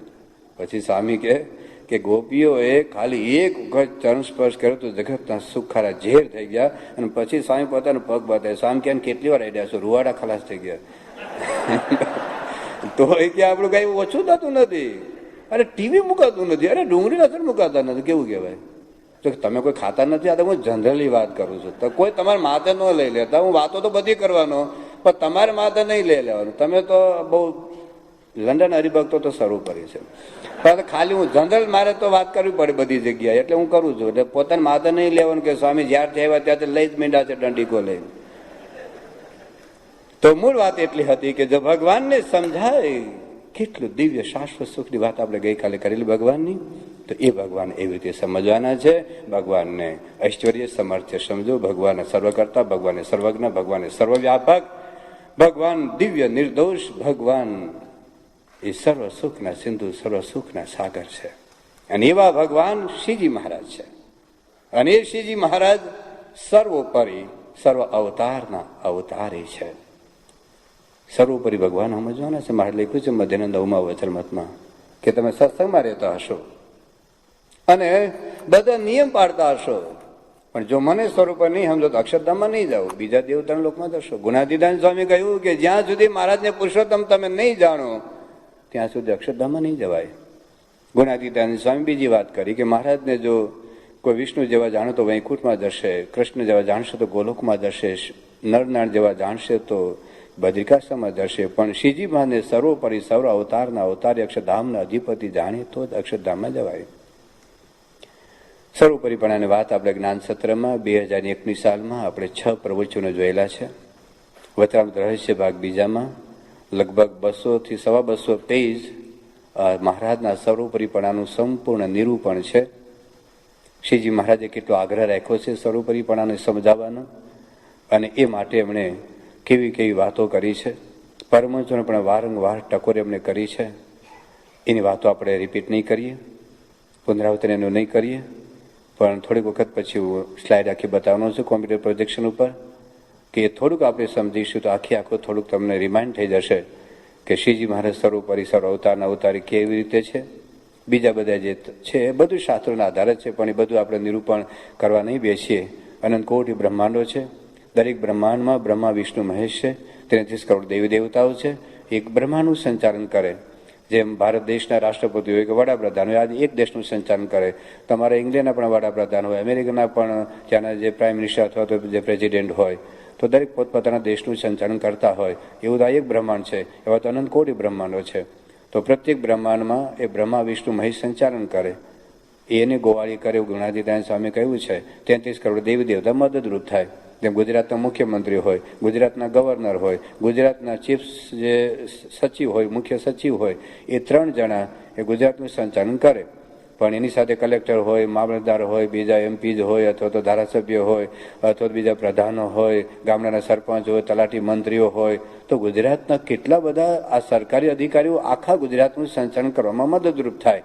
એમ આ બ્રહ્માનું સંચાલન બ્રહ્મા વિષ્ણુ મહેશ કરે છે, અને એમાં 33 કરોડ દેવી દેવતાઓનું મદદ કરે. કોઈ પવન દેવ છે, સૂર્યદેવ છે, અગ્નિદેવ છે, વાયુદેવ છે વગેરે. પણ એવા અનંત કોટી બ્રહ્માંડો છે. બ્રહ્મ વૈવર્ત પુરાણમાં એવું લખ્યું છે કે પ્રત્યેકમ રોમ કૂપેષુ વિશ્વાને નિખિલાનિ ચ અદ્યાપિ તેષાં સંખ્યાશ્ચ કૃષ્ણ ભક્તો નૈક્ષમઃ. શું કહ્યું? ભગવાનના એક રૂવાડામાં એટલા બ્રહ્માંડો છે કે એની ગણતરી આજ સુધી કૃષ્ણ ભગવાન કરી શક્યા નથી. આવું બ્રહ્મ વૈવર્ત પુરાણમાં લખ્યું છે. બીજી વાત કરી કે સંખ્યા ચેદ રજસામસ્ત વિશ્વાનામ ન કદાચન બ્રહ્મા વિષ્ણુ શિવાદીનામ તથા સંખ્યા ન વેદ્યતે. તમે ગામડામાં જોયું હશે, અહીં તો મને બહુ ખબર નથી, ગામડામાં આપણું ઓલું નળિયું તૂટી ગયું ને, પેલું સૂર્યનું પ્રકાશ પડે, કિરણ, અને એમાં પેલે રજકણ દેખાય. જોઈએ ખબર છે બધાને? ઝીણી ઝીણી રજકણ દેખાય. આમ તો આખા ઘરમાં રજકણ હોય, પણ સૂર્યના પ્રકાશને લીધે એ તમને રજકણ દેખાય. એ રજકણ ગણ્યું એ તો કેટલી થાય તમારા ઘરમાં? એનો અર્થ આખા એટમોસ્ફિયરમાં રજકણ તો છે જ, પણ સૂર્યનું જે પેલું બીમ છે ને એને એમાં આપણે રજકણ દેખાય. તો એ રજકણ ગણી ન શકાય તો આખા ઘરની રજકણ કેટલી હોય? લગભગ 1,00,000 થાય. આખા ગુજરાતની રજકણ, આખા ભારત દેશની રજકણ, આખી પૃથ્વી પરનું જેટલું એટમોસ્ફિયર છે એની રજકણ ગણી શકાય. તો બ્રહ્મ વૈવર્ત પુરાણમાં લખ્યું છે કે સંખ્યા ચેદ રજસામસ્ત વિશ્વનામ ન કદાચન. વિશ્વની રજકણ જેમ ગણી ન શકાય, બ્રહ્મા વિષ્ણુ શિવાદીનામ તથા સંખ્યા ન વેદ્યતે. તો કેટલા બ્રહ્મા છે, કેટલા વિષ્ણુ છે, કેટલા શંકર છે, એની કોઈ ગણના જ નથી. આ બ્રહ્મ વૈવર્ત પુરાણ મેં નથી લખ્યું, ખબર? મેં તો ખાલી વચનામૃત રહસ્ય ભાગ બીજામાં એનો સંદર્ભ લીધો છે, મેં નથી લખ્યું. કોઈને ખોટું ના લગાડતા. ભારતમાં ગુજરાતમાં એક પ્રાથમિક શાળામાં ઓડિટિંગ આવ્યું. એટલે પેલા ઓડિટર સાહેબે પેલા 5મા ધોરણના ભણતા વિદ્યાર્થીને પૂછ્યું કે જનક રાજાના દરબારમાં ધનુષ્ય કોણે તોડ્યું? તો પેલો છોકરી, સાહેબ મેં નથી તોડ્યું. હું તને એમ નથી કહેતો તે તોડ્યું, હું તને એમ પૂછું છું કે ધનુષ્ય કોને તોડ્યું? તો સાહેબ મેં તોડ્યું જ નથી, મેંડો રડવા. એટલે ક્લાસ ટીચરને બોલાવ્યો અને પૂછ્યું કે ભાઈ આ જનક, મેં આ છોકરાને આવું પૂછ્યું કે જનકના દરબારમાં ધનુષ્ય કોને તોડ્યું? એવું કહે છે કે મેં નથી તોડ્યું, તમારો શું અભિપ્રાય છે? કે આ ક્લાસના એક વર્ગ શિક્ષક તરીકે હું તમને કહી શકું કે છોકરો તોફાની જરાય નથી, આજ સુધી એને કોઈ વસ્તુ તોડી નથી, એટલે એને ધનુષ નહીં તોડ્યું હોય મને વિશ્વાસ છે.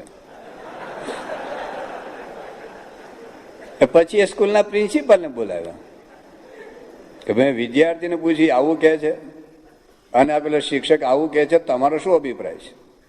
કે આ સ્કૂલના એક જવાબદાર વ્યક્તિ તરીકે હું કહી શકું કે આ છોકરો 5 વર્ષથી અમારી સ્કૂલમાં છે, એને કોઈ વસ્તુ તોડી નથી, એટલે ધનુષ્ય એને નહીં તોડ્યું હોય.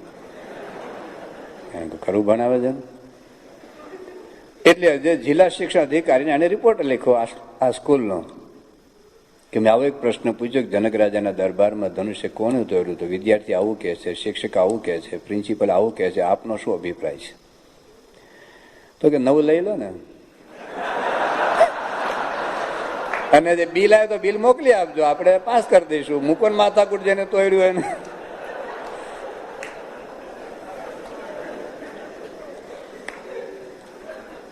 એટલે કહેવાનું તાત્પર્ય એટલું છે કે બ્રહ્મ વૈવર્ત પુરાણ મેં નથી લખ્યું,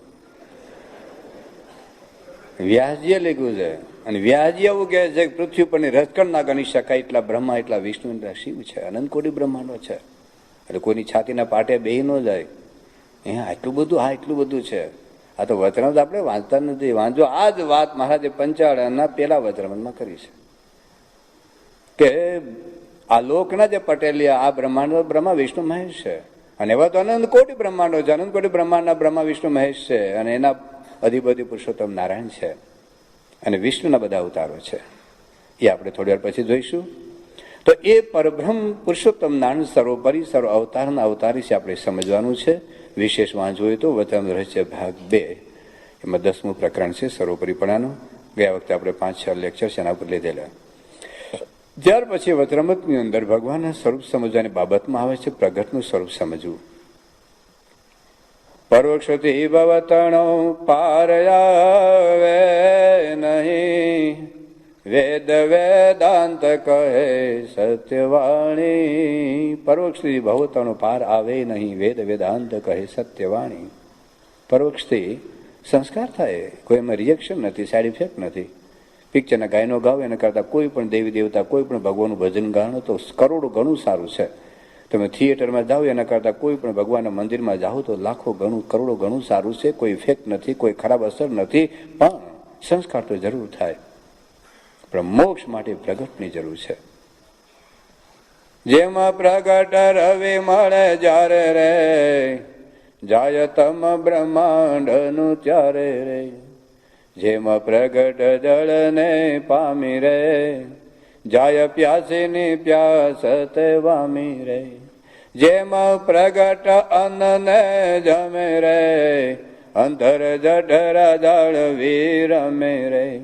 તેમાં પ્રગટ જોઈએ ભગવાન રે, ત્યારે જનનું કલ્યાણ નિદાન રે. 2019 સાલમાં જ્ઞાન સત્રમાં આપણે પ્રગટ વિશે પણ 3 પ્રવચનો આપણે જોઈ લીધા છે, અને વચન રહેશે બીજા ભાગમાં 11મું ચેપ્ટર છે. એની પણ વિશેષ આપણે વાતો નહીં કરી, પણ એટલું તો સમજી લઈએ કે પ્રગટ વગર કલ્યાણ નથી. જેમ સૂર્ય પ્રગટ જોઈએ, સૂર્યના ફોટાથી અંધારું ન મટે. અન્નકોટનો ફોટો આવ્યો હોય, તમે તો લંડન અન્નકોટો ગિનીઝ રેકોર્ડ બુકમાં છે, તો એનો ફોટો પાડ્યો તો ભૂખ ભાંગે? ભૂખ ભાંગે તો હારા મારું, બોલો, પ્રોબ્લેમ જ નહીં, મોંઘવારી નડે જ નહીં. અને ઘરના રીસાઈ જાય તો ગમે તેમ થાય તો પથ્થરમાં જ રાખવાનો ફોટો. જયારે ભૂખ લાગે ત્યારે ખાઈ લો ગોદડું વટી, પણ ભૂખ ભાંગે? ગંગા નદીનો પ્રવાહ હોય એમાં નવાય નહીં, એમાં નવાય પણ વિડીયોમાં ન નવાય. વિડીયોમાં પાણી હલે કરવું, પણ એમાં નવાય? હા, મર્સિડ ગાડીનો ફોટો એમાં બેહીને અવાય મંદિરે? અવાય? સાચું બોલો છે, અવાય તો મને વાંધો નથી. ડોક્ટરનો ફોટો રોગ માટે, અરે આરએસનું સ્ટેચ્યુ પધરાવજો રોગ ના માટે. એનો અર્થ નથી મૂર્તિમાં ભગવાન નથી. જોજો નાસ્તિક ભાવ ના લાતા. ભાગવતમાં લખ્યું નયમ મયા નહીં તીર્થાની ન દેવ મૃછિલા મયા તે દેવન તે પુનઃ દેવરો કાલે ન દર્શના દેવ સાધવ. મૂર્તિમાં ભગવાન છે. આપણી આંખના પાપ બાળે તમારી શ્રદ્ધા હોય તો પ્રગટ ભગવાનને ઓળખાવે. પણ પ્રગટ ભગવાન જરૂર મળે પ્રભુ પ્રગટ પ્રમાણ રે, કાં તો તેના મળેલે કલ્યાણ રે. તેહ વિના તો કોટી ઉપાય રે, આત્યંતિક કલ્યાણ નવ થાય રે. પ્રગટ ભગવાન અથવા પ્રગટ ભગવાનને મળેલા સંત. એટલા જ માટે તુલસીદાસે કહ્યું કે રામ મિલન કે કારણે જો તો ભય ઉદાસ, તુલસી શોધી લે સંગત સંત કે રામ જેનો કી પાસ. રામ જોઈએ છે તો રામાયણમાંથી રામ નહીં મળે. રામાયણ વાંચજો, છાપા વાંચો કરતા રામાયણ વાંચવું લાખો ઘણું સારું છે. રામાયણ વાંચો તે રામ નહીં મળે. રામનો મહિમા સમજા છે.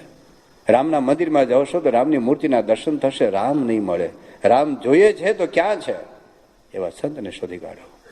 કૃષ્ણ ભગવાન પોતાનું સરનામું આપે છે ભાગવતમાં. સરનામું જરૂર પડ્યો. મેં વાત કરી હતી ને, હિથ્રો એરપોર્ટ ઉપર આવો અને ઓલો ટેક્સી પણ ગઈ અહીંયા આવો કે મારા હારાને ઘરે લઈ જાય. ટેક્સી વાળાને ખબર છે કે તમારો સાળો ક્યાં રહે? એડ્રેસની જરૂર પડે. ભગવાન ક્યાં છે? કૃષ્ણ ભગવાને કહ્યું કે સાધો હૃદય મહમ સાધુ નામ હૃદય તો હમ. સાધુ મારું હૃદય છે. શ્રીજી મહારાજે પણ પોતાનું સરનામું વચરામતમાં આપ્યું છે. પ્રથમનું 27મું વચરામત સંતના હૃદયમાં ભગવાન રહ્યા છે. એને આંખમાં જોનારા ભગવાન છે, પગમાં ચાલનારા ભગવાન છે. પ્રથમનું 37મું વચરામત સંતના દર્શન થયા એમ જાણ્યું કે મને સાક્ષાત્કાર ભગવાનના દર્શન થયા છે. પ્રથમનું 56મું વચરામત એવા સંતના હૃદયમાં ભગવાન નિવાસ કરીને રહે છે. પ્રથમનું 68મું વચરામત જેમ અષ્ટ પ્રકારની મૂર્તિમાં ભગવાન રહ્યા છે એમ સંતમાં ભગવાન રહ્યા છે. એમ જ તમે ઘનશ્યામ મહારાજ પાસે ઉભા રહો તો એવું બોલો છો કે હે આરસના પોતળામાં રહેલા ઘનશ્યામ મહારાજ દયા કરજો, એવું બોલો છો? સાક્ષાત ઘનશ્યામ મહારાજ. તમે આઈ કોન્ટેક્ટ વિથ આરસની મૂર્તિ. આઈ કોન્ટેક્ટ તો આરસની મૂર્તિ, પણ છતાં ભગવાનની પ્રતિષ્ઠા સાક્ષાત ભગવાન માનો છો ને. હરિકૃષ્ણ મહારાજની મૂર્તિને એવું દર્શન કરો છો, હે પંચ ધાતુના પોતળામાં રહેલા હરિકૃષ્ણ મહારાજ. તમારા આંખ સામે તો પંચ ધાતુની મૂર્તિ જ છે, પણ એમાં ભગવાનની પ્રતિષ્ઠા છે. એમાં આપણે આંખ સામે ભલે સાધુ છે, સાધુના કપડામાં સાધુ રૂપે છે, પણ સંત હું ને હું તે વળે સંત રે, એમાં શ્રી મુખે કહે ભગવંત રે. સંત માનજો મારી મૂર્તિ રે, એમાં ફેર નથી એક રતી રે. સંતમાં ભગવાન છે. મહારાજ લખ્યું આવા સંતની સેવા ભગવાનની જેમ કરવી. અંતે 26. આવા સંતની સેવા ભગવાનની સેવા છે. સંતનો દ્રોહ ભગવાનનો દ્રોહ છે. અંતનું 35મું વચરામત. પણ સંત કેવા ઘણા બધા છે. અમારે જે બધું બહુ રખડે, 60 લાખ રખડીએ જ અમે. પણ ઘણા અમારે બધા સાધુ હરકારી મરી જશું. બધા સાધુ ગુરુ કરીએ તો જ્ઞાની કરીએ, સત અસતને જોઈ. બળદ લઈએ તો ખેડીને લઈએ, ડોબું લઈએ તો દોઈને લઈએ, ડોબું લઈએ તો દોઈને લઈએ. સમજુ નર તો તેને કહે, કહે ગોવિંદને ભવ સાગર તો તરીએ. જો ગુરુ કરીએ તો જ્ઞાની કરીએ. એ જોઈએ.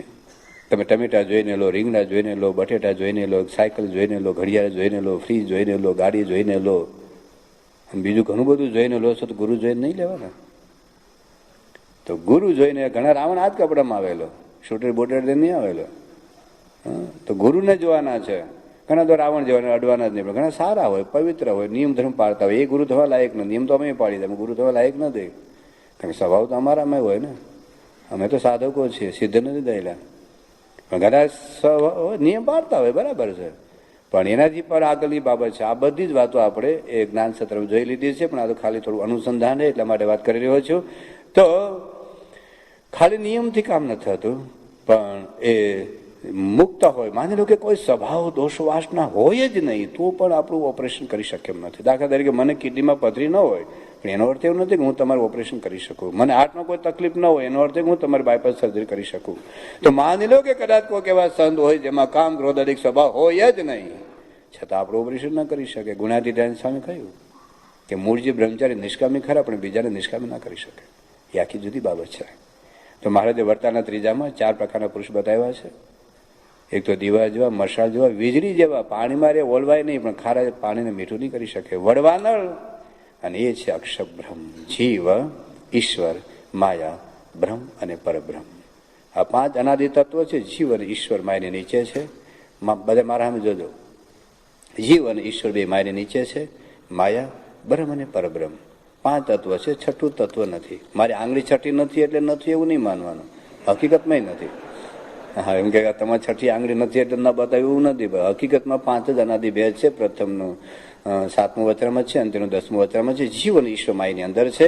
માહિતી પર થવા માટે બ્રહ્મ અને પરબ્રહ્મની જરૂર છે. તો અક્ષર બ્રહ્મની આવશ્યકતા 2 વસ્તુની સિદ્ધિ માટે છે. જ્ઞાન સત્રમાં પણ આપણે 3 લેક્ચર આપણે જોયેલા, જેની વાત વચરામત રહસ્ય ભાગ 3જામાં છે. એ અક્ષરબ્રહ્મના આપણે 3 પ્રવચનો જોયેલા.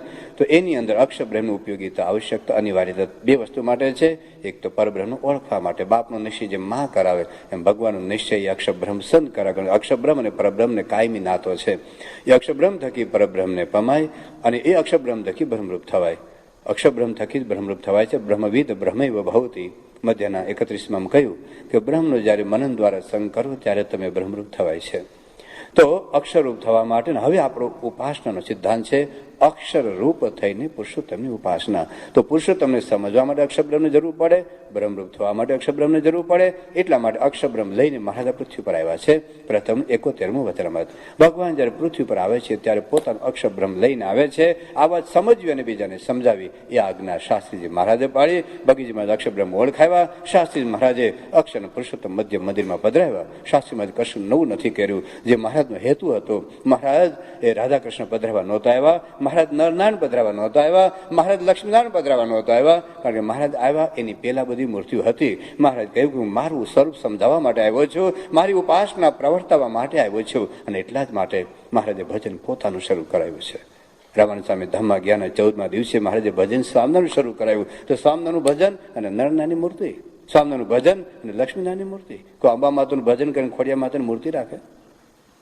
કોઈ ખોડિયા માતાનું ભજન કરીને રામ ભગવાનની મૂર્તિ રાખે? કોઈ રામ ભગવાનનું ભજન કરીને શંકર ભગવાનની મૂર્તિ? જેનું ભજન એની મૂર્તિ. આખું સંપ્રદાય આજે ભજન સ્વામિનારાયણનું કરે છે. અને મધ્ય મધ્યમાં નરનારાયણ, લક્ષ્મીનારાયણ, રાધા કૃષ્ણ. તો શાસ્ત્રી મહારાજે યુગ કાર્ય આ કર્યું છે કે જે શ્રીજી મહારાજનો સત્ય સિદ્ધાંત હતો એ સિદ્ધાંત મહારાજે મધ્યના 21માં કહ્યું કે પરોક્ષ ભગવાન રામકૃષ્ણાદિક અને એના ભક્તોને જેવો મહિમા સમજાણો છે એવો પ્રગટ ન સમજશો તો કલ્યાણનું મોદો હાથમાં આવશે. આ વાત આજે સમજો તો ભલે અને લાખ વર્ષ કરી સમજો તો ભલે, જ્યારે સમજશો ત્યારે મુદ્દો હાથમાં આવશે, ત્યારે કલ્યાણનો મુદ્દો હાથમાં આવશે. તો એ કામ શાસ્ત્રીજી મહારાજે હથેળીમાં માથું લઈને કર્યું છે.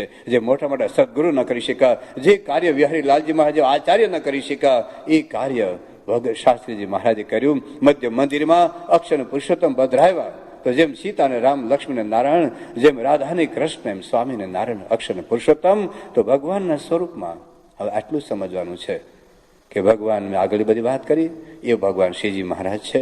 એ આગળ બધી વાત કરી સર્વ સુખના સિંધુ છે, સર્વજ્ઞ છે, સર્વકર્તા હર્તા છે, સર્વવ્યાપક છે. એ શ્રીજી મહારાજ સર્વોપરી ભગવાન છે. અક્ષરબ્રહ્મ ગુણાતીતાન સ્વામી છે. અને એ શ્રીજી મહારાજ અક્ષરબ્રહ્મની પરંપરા દ્વારા એ ગુણાતીતાન સ્વામી, ભગતજી મહારાજ, શાસ્ત્રી મહારાજ, યોગી બાપા અને પ્રમુખ સ્વામી દ્વારા આજે પ્રગટ છે. હવે આપણે કોમ્પ્યુટર પ્રોજેક્શન ઉપર પેલા ઉત્પત્તિ સર્ગ જોઈશું. ઉત્પત્તિ સર્ગને આધારે અવતાર અને અવતારીનો તાત્વિક શું તફાવત છે જોઈશું. પછી અક્ષરબ્રહ્મની જે પરંપરા આજે પૃથ્વી ઉપર કેવી રીતે પ્રગટ છે એ પણ આપણે કોમ્પ્યુટર પ્રોજેક્શન ઉપર આપણે જોઈશું.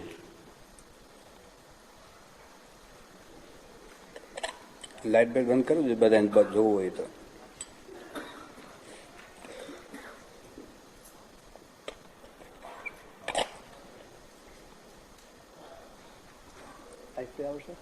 આવશે.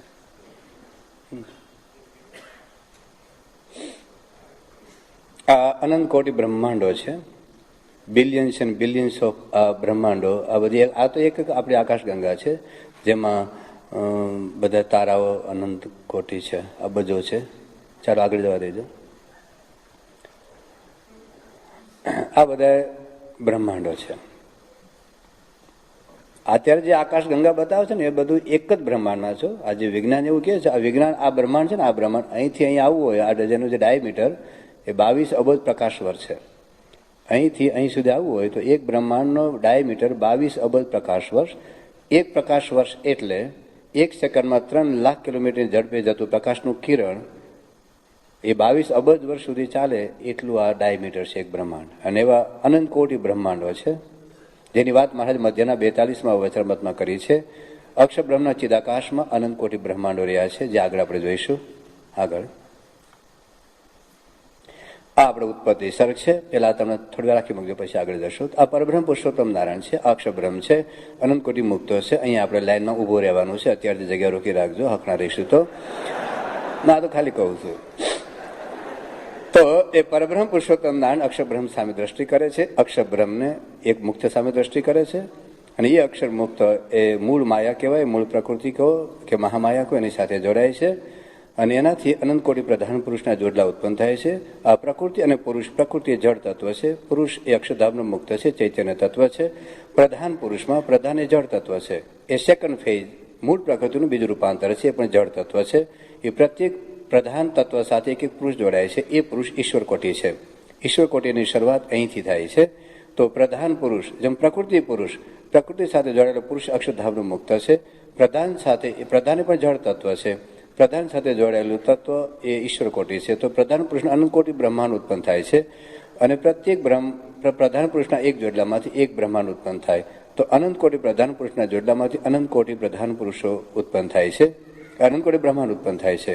તો એક પ્રધાન પુરુષના જોડલામાંથી હવે આ થર્ડ રૂપાંતર છે મહતત્વ. આ જળ તત્વ છે. પ્રકૃતિ પણ જળ તત્વ, પ્રધાન પણ જળ તત્વ, મહતત્વ જળ તત્વ. પ્રકૃતિમાંથી પ્રધાન પ્રકૃતિ ઉત્પન્ન થાય, એમાંથી મહતત્વ.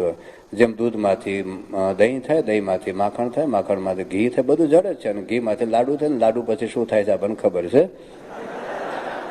તો આ જળ તત્વનું એ રૂપાંતર છે, બરાબર. તો મૂળ પ્રકૃતિમાંથી પ્રધાન પ્રકૃતિમાંથી એક સાથે પુરુષ જોડાય તો પ્રધાન પુરુષનું એક જોડલું થયું. એક જોડલામાંથી પછી આ એક પ્રધાન પુરુષના જોડલામાંથી આખું બ્રહ્માંડ ઉત્પન્ન થાય છે. બીજા પ્રધાન પુરુષના જોડલામાંથી બીજું બ્રહ્માંડ ઉત્પન્ન થાય. ત્રીજા પ્રધાન પુરુષના જોડલામાંથી ત્રીજું બ્રહ્માંડ ઉત્પન્ન થાય. તો એક પ્રધાન પુરુષના જોડલામાંથી પછી જે મહતત્વ થયું, એમાંથી આ 24 તત્વો થયા. મન, બુદ્ધિ, ચિત્ત, આ બધા અહંકાર વગેરે, પંચભૂત, પંચતન્માત્ર, આ 24 તત્વોમાંથી વિરાટનો દેહ બંધ્યો. આ વિરાટ દેહ, આપણે ત્યાં 3 પુરુષ, આ વિરાટ પુરુષ છે. આ વિરાટ પુરુષ, આ પ્રધાન પુરુષ, આ પ્રકૃતિ પુરુષ. પ્રકૃતિ સાથે જોડાયેલો પુરુષ અક્ષરધામનો મુક્ત છે, મધ્ય 31, એને કોઈ વાસના નથી. અને પ્રધાન સાથે પુરુષ જોડાયેલો ઈશ્વર છે, માયાવતી બદ્ધ છે. વિરાટ એ દેહ છે. વિરાટ દેહ સાથે જોડાયેલો પુરુષ પણ એ ઈશ્વર છે. અને વિરાટમાંથી આ બ્રહ્મા, વિષ્ણુ, મહેશ છે. બ્રહ્મા ઉત્પત્તિ કરે, વિષ્ણુ પાલન કરે, અને શંકર ભગવાન ભૂકંપ કે સુનામી કરે. તો એ બધું આપણે સંહાર કર્યા કરે બેઠા બેઠા. એ પણ જરૂરી છે, નહીં તો પછી પૃથ્વી ભરાઈ જાય, ખાલી જ ન રહે. તો બ્રહ્મા, વિષ્ણુ, મહેશ અને વિષ્ણુના બધા અવતારો છે. આ અવતારો બધા વિષ્ણુ છે, એ ઈશ્વર કોટીમાં છે. અને હવે તમે ખ્યાલ આવી ગયો, પુરુષોત્તમ નારાયણ છે. એ માહિતી પર તત્વ બે જ બ્રહ્મ અને પરબ્રહ્મ છે. આ પેલા તો બધા માયામાં જ હતા, પછી ઉપર ગયા. પણ આદેથી બે તત્વ, બ્રહ્મ અને પરબ્રહ્મ બે જ તત્વ છે. એ પરબ્રહ્મ તત્વ છે. આ વિરાટમાંથી વિષ્ણુ જ બધા અવતારો છે. તમે ભાગવત વાંચો, મહાભારત વાંચો, વિષ્ણુ પુરાણ, વાયુ પુરાણ, કુર્મ પુરાણ. જો કે આપણે હિન્દુઓ વાંચવાના નથી, કારણ કે આપણે ટાઈમ નથી. પણ કદાચ વાંચો તો એમાં બહુ સ્પષ્ટપણે અનુભવ આવશે કે વિષ્ણુના બધા અવતારો છે, વિરાટનારાયણ કે શેષનારાયણ બધા અવતારો છે. અને બહુ ડિટેલમાં લગભગ 50 જેટલા શાસ્ત્રોના શ્લોકો આપેલો વચરામૃત રહસ્ય ભાગ બીજામાં સમજાયું છે કે અવતારો માત્ર વિષ્ણુના કે વિરાટનારાયણના છે અને ઈશ્વર કોટીમાં છે. જેનાથી કોઈ પર તત્વ પરબ્રહ્મ પુરુષોત્તમ નારાયણ છે. તત્વ જ જુદું છે. તત્વ જ જુદું છે. જૂના મંદિરવાળા એવા ઉઠા બનાવે છે કે ભગવાન જ આ વિષ્ણુ કહો કે રામ કહો કે કૃષ્ણ કહો કે મહારાજ બધું એક જ છે. જેમ ભવાઈઓના વેશ, જેમ ઋત્વિક રોશન હોય, સલમાન ખાન તમે જોતા નહીં હોય પણ નામ સાંભળ્યું હશે. તો એક જ એક્ટર જેમ જુદા જુદા નાટકમાં જુદું જુદું પાત્ર ભજવે. ધારો કે રામાયણનું નાટક હોય તો રામનું પાત્ર ભજવે, મહાભારતનું પાત્ર હોય તો કૃષ્ણનું પાત્ર ભજવે, નળ દમયંતીનું નાટક હોય તો નળનું પાત્ર ભજવે, હરિશ્ચંદ્ર તારમતનું નાટક હોય તો હરિશ્ચંદ્ર થાય. એક્ટર એક જ છે, જુદા જુદા નાટકમાં જુદું જુદું પાત્ર ભજવે છે. એમ જૂના મંદિરવાળા એવું કહે છે એક જ તત્વ છે. એ એક તત્વ તમે રામ કહો, કૃષ્ણ કહો, મત્સ્ય કહો, કચ્છ કહો, વરાહ કહો, અથવા તો શ્રીજી મહારાજ કહો, તત્વ એક જ છે એવું માનાવે છે. પણ મહારાજે મધ્યના 31માં વચરામાં સમજાવ્યું છે કે વિરાટ નારાયણમાં પુરુષોત્તમનો પ્રવેશ થાય ને ત્યારે જ વિરાટમાંથી અવતારો સંભવે છે. વિરાટ મધ્યના 31 યાદ રાખજો. મધ્યના 31માં મહારાજ કહે છે કે પુરુષોત્તમ નાનો જ્યારે પ્રવેશ થાય ત્યારે જ વિરાટમાંથી કહેતા વિષ્ણુમાંથી અવતારો સંભવે છે. 3 વચનામૃતમાં મહારાજે વાત કરી છે. કાર્યનું પહેલું, મધ્ય 10 અને મધ્ય 31 કે પુરુષોત્તમ નાનો પ્રવેશ ન થાય ત્યાં સુધી વિરાટ કંઈ કરવા સમર્થ થતો નથી. જેમ પંખાની જે મોટરમાં ઇલેક્ટ્રિક કરંટ પસાર થાય તો જ પંખો ફરે, બલ્બની અંદર કરંટ પસાર થાય તો જ બલ્બનો પ્રકાશ થાય, બાકી એમને ન થાય. એમ પુરુષોત્તમ નાનો પ્રકાશ. તો તમે ખ્યાલ હશે પંખો અને ઇલેક્ટ્રિક કરંટ બે જુદી બાબત છે. ભલે ઇલેક્ટ્રિક કરંટ દેખાતો નથી પણ પંખો અને ઇલેક્ટ્રિક કરંટ જુદો છે. એમ આ વિષ્ણુ અથવા તો વિરાટ અને પુરુષોત્તમના જુદા છે. પુરુષોત્તમનાનો કરંટ છે જેના દ્વારા વિરાટ કાર્ય કરવા સમર્થ થાય છે. તો તત્વો જ જુદા છે. આ ઈશ્વર તત્વ છે જેમાં પુરુષોત્તમનાનો પ્રવેશ છે. શ્રીજી મહારાજે 5 અને 7મા વચનામૃતમાં લોખંડના ગોળાનું દ્રષ્ટાંત આપ્યું છે કે જેમ લોખંડના ગોળામાં અગ્નિનો પ્રવેશ થાય તો એકચ્યુઅલી લોખંડનો ગોળો કાળો હતો અને અગ્નિનો પ્રવેશ ન હોય તો ગાલે અડાડાય, પણ ગરમ થયા પછી લાલ ચોળ થઈ ગયા પછી ગાલે ન અડાડાય. કારણ કે એમાં અગ્નિનો પ્રવેશ થઈ ગયો. તો પણ અગ્નિ જ્યારે નીકળી જશે પાછો કાળો ભવ અને ઠંડો, એમ જ્યાં સુધી પુરુષોત્તમનો પ્રવેશ છે ત્યાં સુધી આ લોકો કાર્ય કરી શકે છે. એ જ્યારે આખું પ્રલય થઈ જશે તો એનો અનુપ્રવેશ એ નીકળી જશે તો કઈ કાર્ય થવા સમર્થ નથી. તો વિષ્ણુ એ ઈશ્વર કોટી છે, છતાં અવતારનો આપણે દિવ્ય એટલા માટે સમજીએ છીએ. જેમ લોખંડનો ગોળો કાળો હોવા છતાં અગ્નિનો પ્રવેશ હોવાને લીધે આપણે લાલ સમજીએ છીએ, એમ અવતારોમાં પુરુષોત્તમ નાનો પ્રવેશ એટલે કોઈ અવતારોમાં આપણે ખામી કે દોષ આપણે પરટતા નથી, કારણ કે પુરુષોત્તમ નાનો પ્રવેશ છે. તો આ વાત મહારાજે 55 વચનામૃતમાં સમજાવી છે. હવે બ્રહ્મા પછી જે મર્યાદિક પ્રજાપતિ છે આ જીવ કોટી છે. બ્રહ્મા વિષ્ણુ મહેશ ઈશ્વર કોટી છે અને મર્યાદિક પ્રજાપતિથી જીવ કોટી આપણે છે. અને જીવ કોટીમાંથી પછી સ્થાવર જંગમ સૃષ્ટિ, અહીંયા આપણે ક્યાંક બેઠા હોઈશું અત્યારે. તો આ બધા દેવો છે, દૈત્યો છે, અહીંયા આપણે છીએ. આ જીવ કોટી 33 કરોડ દેવી દેવતા છે જીવ કોટીમાં આવે છે. 33 કરોડ જે દેવી દેવતા, દાખલા કે સૂર્યદેવ, અગ્નિદેવ, વાયુદેવ બધા, અને 33 કરોડ દેવી દેવતાઓ છે બધા જીવ કોટીમાં છે. છતાં અમુક દેવી દેવતાનું સામર્થ્ય વિશેષ ભલે હોય. જેમ દાખલા તરીકે તમે પણ બ્રિટિશના નાગરિક છો અને ટોની બ્લેર પણ બ્રિટિશના નાગરિક છે. ટોની બ્લેરનું આખા દેશમાં હાલે, તમારું ઘરમાં માન હાલે. તો બે તો માણસ તો બે કહેવાય. ના તો ખાલી કહું છું એમ, બે માણસ તો તમે પણ છો. તમે પણ બ્રિટિશના નાગરિક છો અને ટોની બ્લેર પણ નાગરિક છે, પણ એની સત્તા વિશેષ છે. સત્તા વિશેષ હોવાને લીધે એનું સામર્થ્ય વધારે કહેવાય. એમ દેવી દેવતા એ જીવ કોટી હોવા છતાં એનું સામર્થ્ય વિશેષ છે એટલું જ. બાકી આપણને માયા પર કરવાનું સામર્થ્ય એમાં નથી. ગીતા વાંચો, કૃષ્ણ ભગવાન વારંવાર કહે છે કે દેવી દેવતાને ભજનારા દેવી દેવતાને પામે છે, મને ભજનાર મને પામે છે. ગીતાનો 4થો અધ્યાય, 7મો અધ્યાય, 9મો અધ્યાય. તો ટૂંકમાં 33 કરોડ દેવી દેવતા જીવ કોટીમાં આવે છે, અવતારો ઈશ્વર કોટીમાં છે. અને આ બધી જ વાત મહાભારતમાં, વિષ્ણુ પુરાણના અને ભાગવતના 50 શ્લોકો લખીને અને એડ્રેસ સહિત વચનામૃત રહસ્ય ભાગ બીજામાં આપેલા છે. એટલે કોઈ આ વાત ખોટી છે એ વાત નહીં કરે, કારણ કે મહારાજે જે વચનામૃતમાં વાત કરી છે એ શાસ્ત્રોને સારૂપે કરી છે. હવે આટલું સમજ્યા પછી હવે આખું ઉત્પત્તિ ક્રમ કેવી રીતે થાય છે આપણે જોઈએ. આ અક્ષરધામમાં મહારાજ બેઠા છે. આ ગુણાજી ત્યાં જુદું નથી, આ ખાલી મેં બતાવવા માટે છે ને. આ બધા મુક્તો છે, બરાબર ને? આપણે જવું છે ને અહીંયા? હા, જરૂર જઈશું, હકણા રહીશું. તો અનંત કોટી મુક્તો છે. હવે પુરુષોત્તમ નારાયણ અક્ષરબ્રહ્મ સામે દ્રષ્ટિ કરે છે કે આપણે આ જગત બનાવવું છે. અનંત કોટી જીવો માયામાં અનાદિકાળથી પડેલા છે, એનાથી આપણે મુક્ત કરવા માટે શ્રીજી મહારાજને કે ઉત્પત્તિ સ્થિતિ પ્રલય ભગવાન એ જીવના કલ્યાણ માટે કરે છે. આગળ જવા દો બધા, તમે આગળ ફટફટ જવા દેજો. પછી એને અક્ષર સામે દ્રષ્ટિ કરી. અક્ષર બ્રહ્મ ઘણા બધા બેઠા હતા. અમે એકને કીધું ભાઈ આપણે કામ કરવાનું છે. ઘણા બધા બેઠા, બાપને એકમાં દ્રષ્ટિ કરી, હાર લઈ આવો. તો એક જણ ઉભો થઈને લઈ આવે છે ને એમ. પછી હવે આ આખું ઉત્પત્તિ સર્ગ થાય છે. તો એક મુક્ત છે એ મૂળ માયા સાથે જોડાય છે. ત્યાં થાય એટલે ત્યાં કોઈ લગ્ન સિસ્ટમ નથી હો, બાજુ જોજો. ત્યાં કોઈ લગ્ન સિસ્ટમ નથી. ખાલી આ મૂળ માયા તો પાર્ટિકલ છે, એટમ. જેમ વડલાના બીમાંથી કેટલો મોટો વડલો થાય, એ મૂળ માયા તો પરમાણુ છે, એમાંથી બધું થાય છે. ખાલી એના સાનિધ્યમાંથી ખાલી વિક્ષોભ થાય.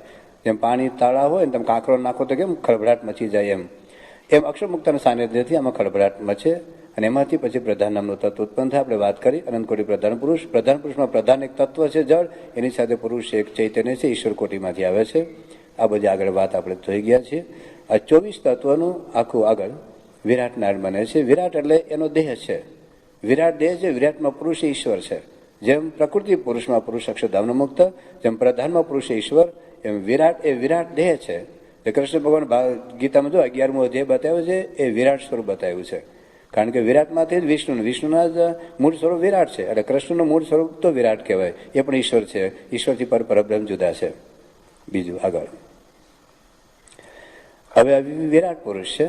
વિરાટના પછી 3 છે, બ્રહ્મા, વિષ્ણુ, મહેશ. બ્રહ્મા એ ઉત્પત્તિ કરે છે, વિષ્ણુ એ પાલન પોષણ કરે અને શંકર ભગવાન સંહાર કરે. અને આ વિષ્ણુના જ બધા રામકૃષ્ણથી અવતારો છે. એ મહાભારતમાં આગળ જવા દો, મહાભારતના શાંતિ પર્વમાં, મોક્ષ ધર્મમાં, ભાગવતમાં બધામાં આપેલું છે. તો આ અનંત બ્રહ્માંડો છે. બ્રહ્માંડમાં એક પૃથ્વી છે. આગળ પૃથ્વીમાં આ 14 લોકનું બ્રહ્માંડ છે. મૃત્યુલોક, ભૂરલોક, સ્વર્ગલોક, મહરલોક, જનલોક, તપલોક ને સત્યલોક. સત્યલોકમાં બ્રહ્મા બેઠા છે. બ્રહ્મા ઉત્પત્તિ કરે છે. પછી નીચે અતળ, વિતળ, સુતળ, તળાતળ, મહાતળ ને પાતાળ. આ 14 લોકનું એક બ્રહ્માંડ છે. 14 લોકના બ્રહ્માંડમાં એ સત્યલોક ઉપર બ્રહ્મા બેઠા છે. અને એ ઉત્પત્તિ કરે છે બધું. આ ખગોળ ભૂગોળના વજ્રમતમાં બધી, અને આ દરેકમાં કોણ રહે છે એ બધી વાત લખેલી છે ખગોળ ભૂગોળના વજ્રમતમાં આગળ. હવે જે બ્રહ્માએ જે ઉત્પન્ન કર્યું એ બ્રહ્મા પછી આ મરીચાદિક પ્રજાપતિ, આ કશ્યપાદિક પ્રજાપતિ, પછી આ બધા ઇન્દ્રાદિક દેવતા, દૈત્યો અને સ્થાવર જંગમ સૃષ્ટિ. આ અહીંથી આપણી જીવકોટી શરૂ થાય છે. આ જીવકોટી છે. ઉપરની બ્રહ્માથી આગળની ઈશ્વર કોટી છે. તો આ બ્રહ્માનું કાર્ય ઉત્પન્ન કરવાનું છે બધાનું આગળ. હવે એને જે ભગવાને એક પૃથ્વી બનાવી, બ્રહ્માએ પૃથ્વીમાં આપણો ભારત દેશ બનાવ્યો છે આગળ. ભારતની અંદર અવતારો યુગે યુગે યદા યદા હે ધર્મસ્ય ગ્લાનિર્ભવતિ ભારત. ભારતમાં અવતારોનું પ્રાગટ્ય હજુ સુધી બીજે ક્યાંય પ્રગટ થયા નથી. કેમ નથી એમને પૂછજો, જો મને પૂછવાનું આવતા. પણ ભગવાનના અવતારો ભારતમાં પ્રગટ થાય છે આગળ. તો વિષ્ણુના બધા અવતારો છે એ પણ ઈશ્વર કોટીમાં છે, કારણ કે બ્રહ્મા વિષ્ણુ ઈશ્વર જ છે. તો એમાંથી બધા અવતારો પ્રગટ થાય છે આગળ. અને આ વાત ભાગવતમાં, મહાભારતમાં, વિષ્ણુ પુરાણમાં બધામાં લખેલી છે. તો મત્સ્ય, કચ્છ, વરાહ, વામન અવતાર આ બધા વિષ્ણુના જ અવતારો છે બધા જ.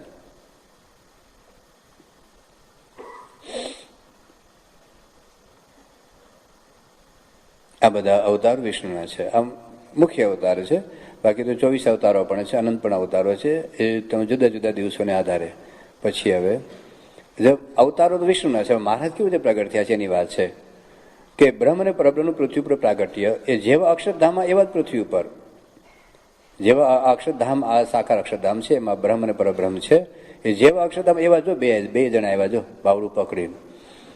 આ અક્ષરબ્રહ્મ અને આ પરબ્રહ્મ. આપણે અવતારમાં શું જોયેલું યાદ રાખો. અવતારમાં તો પુરુષોત્તમ નાનો ખાલી પ્રવેશ જ છે. અવતારો એકચ્યુઅલી ચૈતન્ય તત્વ તો ઈશ્વરનું છે, વિરાટ અને વિષ્ણુ છે. એમાં પુરુષોત્તમ નાનો તો પ્રવેશ જ છે. એટલે સીધા નથી. આ તો સીધા જ અહીં બેઠા હતા, બાવડું પકડીને ખેંચી લાવ્યા કે હાલો કે મારે કલ્યાણ કરવું છે, તમે ભેગા આવો. એ આ પરબ્રહ્મ એ અક્ષરબ્રહ્મ લઈને આવ્યા છે. તો આ તાત્વિક જુદા છે. પરબ્રહ્મ અક્ષરબ્રહ્મ માહિતી પર છે, અને બીજા અવતારો ઈશ્વર કોટીમાં છે, એમાં પુરુષોત્તમ નાનો પ્રવેશ છે આગળ. હવે શંકર ભગવાન બેઠા બેઠા ભૂકંપ કરે, કંઈક વીજળી પાડે, કંઈક તમે સુનામી કરે, સહાર કર્યા કરે તો જ પૃથ્વી ખાલી થાય, નહીં તો ભરાઈ જાય આગળ. તો આ પણ ઈશ્વર કોટી છે. તો હવે તમને તાત્વિક રીતે આખું જુદું છે એટલો ખ્યાલ આવ્યો છે. હવે અક્ષરબ્રહ્મની જે વાત કરી એની આપણે સ્લાઇડ જોઈશું.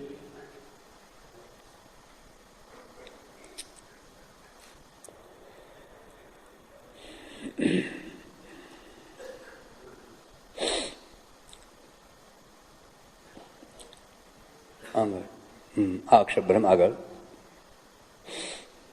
અક્ષરબ્રહ્મના 4 રૂપો છે. એક ચિદાકાશ અક્ષરબ્રહ્મ, જેમ અનંતકોટી બ્રહ્માંડ, જે સ્ટાર છે ને નાના નાના ટપકા, એ બધા અનંતકોટી બ્રહ્માંડો રહ્યા છે. કોઈક મોટું બતાવ્યું છે. આ ધામરૂપ અક્ષરબ્રહ્મ જેમાં આપણે જવાનું છે એ પણ સાકાર છે. એની વાત મહારાજે પ્રથમના 63માં વચરામૃતમાં વાત કરી છે. આની સામે તમને કદાચ પ્રશ્ન હશે કે મહારાજે તો અધો ઉર્ધ્વ પ્રમાણ રહિત અક્ષરધામ બતાવ્યું. અધો એટલે નીચે, ઉર્ધ્વ એટલે ઉપર, અને ચારે કોઈ મર્યાદા નથી. ઓલું એના 14માં કહ્યું છે. પણ એની સામે આપણે ખૂબ ડિટેલમાં વખતે સમજાવેલું છે. છતાં તમારે વાંચવું હોય તો વચરામૃત રહસ્ય ભાગ 3માં સમજાવેલું છે કે અક્ષરધામ અધો ઉર્ધ્વ પ્રમાણ રહિત છે, છતાં સાકાર કેમ છે. કારણ કે મહારાજે મધ્યના પ્રથમના 63માં કહ્યું કે મૂર્તિમાં અક્ષરધામ મૂર્તિમાન છે. બીજી વાત મહારાજે મધ્યના 42માં કરી છે કે અક્ષરધામની ઉપર અનંતકોટી બ્રહ્માંડો છે. મધ્ય 42 વાંચજો. અક્ષરધામની ઉપર અનંતકોટી બ્રહ્માંડો છે, અક્ષરધામની નીચે અનંતકોટી બ્રહ્માંડો છે, અક્ષરબ્રહ્મની ચારે બાજુ અનંતકોટી બ્રહ્માંડો છે. તો કોઈ પણ વસ્તુની ઉપર નીચે ચારે બાજુ કહો તેનું બાઉન્ડ્રી ફિક્સ થઈ જાય. દાખલા તરીકે માઇક્રોફોન છે, એની ઉપર ધારો કે મચ્છર છે, નીચે મચ્છર છે, ચારે બાજુ મચ્છર છે, એનો અર્થ છે કે એનું બાઉન્ડ્રી ફિક્સ થઈ ગઈ. તો અક્ષરધામની અંદર માયાનું કોઈ કાર્ય નથી. ત્યાં તમે ચા મળવાની નથી. એટલે અક્ષરધામમાં તો કોઈ બ્રહ્માંડો છે જ નહીં. અનંતકોટી બ્રહ્માંડો 12 જ છે. અનંતકોટી બ્રહ્માંડો બધા જ 12 છે. તો માયાનું કાર્ય એટલે અક્ષરધામની ઉપર, અક્ષરધામની નીચે, અક્ષરધામની ચારે બાજુ બ્રહ્માંડ છે. એનો અર્થ એ કે અક્ષરધામની બાઉન્ડ્રી ફિક્સ થઈ ગઈ. ભલે મોટું છે, કારણ કે બ્રહ્માંડ પણ અણુ જેવડું દેખાય. તો મારે કે બ્રહ્માંડ નાનું થઈ જતું નથી, પણ અક્ષરધામ જ એટલું મોટું છે કે એની કમ્પેરિઝનની અંદર બ્રહ્માંડ અણુ જેવડું થાય છે. એ વાત મહારાજે મધ્યના 42માં વચરામૃતમાં કરી છે. બીજી દલીલો એ વચરામૃત રહસ્ય ભાગ 3માં વાંચજો. અત્યારે આપણી પાસે સમય ઓછો છે, પણ અક્ષરધામ એ સાકાર છે. તો એ ધામરૂપ અક્ષરધામ જેમાં આપણે જવાનું છે. બીજું ધામની અંદર સેવકરૂપી અક્ષરબ્રહ્મ, એ પણ મહારાજે પ્રથમ 21માં વચરામૃતમાં વાત કરી છે કે સેવકરૂપી અક્ષરબ્રહ્મ રહેલા છે. તો ચિદાકાશ જે અક્ષરબ્રહ્મ છે એકચ્યુઅલી એ આ અક્ષરબ્રહ્મનું તેજ છે. એકચ્યુઅલી મારે બતાવવું હતું એટલે ડાર્ક બતાવ્યું છે, પણ આ જે તેજ છે ને તેજ જેમ સૂર્ય, માનો સૂર્ય હોય તો સૂર્યનો જે પ્રકાશ ચારે બાજુ વ્યાપીને પ્રસાર થાય એ ચિદાકાશ, એમ અક્ષર બ્રહ્મનો આ ચિદાકાશ તેજ છે, જેમ અનંત કોટી બ્રહ્માંડો રહ્યા છે. આ અક્ષર બ્રહ્મ સાકાર છે, જ્યાં આપણે જવાનું છે, ભગવાનનું ધામ છે. એ ધામમાં અનંત કોટી મુક્તો, આ બધા મુક્તો બેઠા છે, બધા જ મુક્તો બેઠા છે. તો તમારે ક્યાં બેહવું એ નક્કી કરી રાખજો. અહીંયા અહીંયા અહીંયા અને ત્યાં બાજુમાં છે ને હેઠા નહીં પડી જાવ, કોઈ ભય નથી ત્યાં. અને બીજું શું છે હારા મારું કે તમે ગમે ત્યાં બેઠો ને મારે તમારા બાજુમાં જ દેખાશે. અહીંયા એવું નથી, અહીં તો આગળ ખુરશી રાખો તો બાપાનું દર્શન થાય વધારે સારી રીતે. પછી ત્યાં તો તમે ગમે ત્યાં બેઠા હશો ને તો મારે તમારી બાજુમાં જ દેખાશે, પણ તમે નક્કી કરજો ક્યાં બેહવું. આ બધા મુક્તો છે.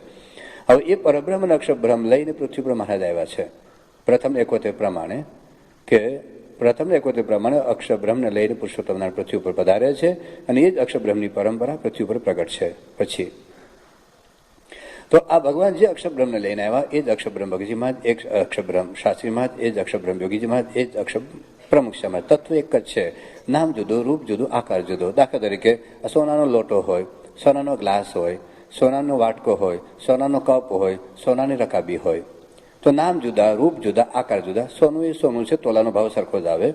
તો સોનાનો લોટો, સોનાનો ગ્લાસ, સોનાનો વાટકો, સોનાનો કપ, સોનાની રકાબી, પણ સોનું એ સોનું જ છે. એમ ગુણાતીતાન છે નામ જુદું, ભગતજીમાં નામ જુદું, શાસ્ત્રીમાનું નામ જુદું, યોગી બાપાનું નામ જુદું, પ્રમુખ સાહેબનું નામ જુદું, દરેકનું આકાર જુદું, દરેકનું રૂપ જુદું, દરેકનું વજન જુદું, પણ તત્વ અક્ષર બ્રહ્મ છે. જેમ લોટો, ગ્લાસ, વાટકી, કપ નામ જુદા, આકાર જુદા, સોનું એ સોનું છે, એમ તત્વ એક જ છે. આ એક જ તત્વ છે. હવે યાદ રાખજો, આપણે લોટો નથી પીતા, લોટા દ્વારા દૂધ પીએ છીએ.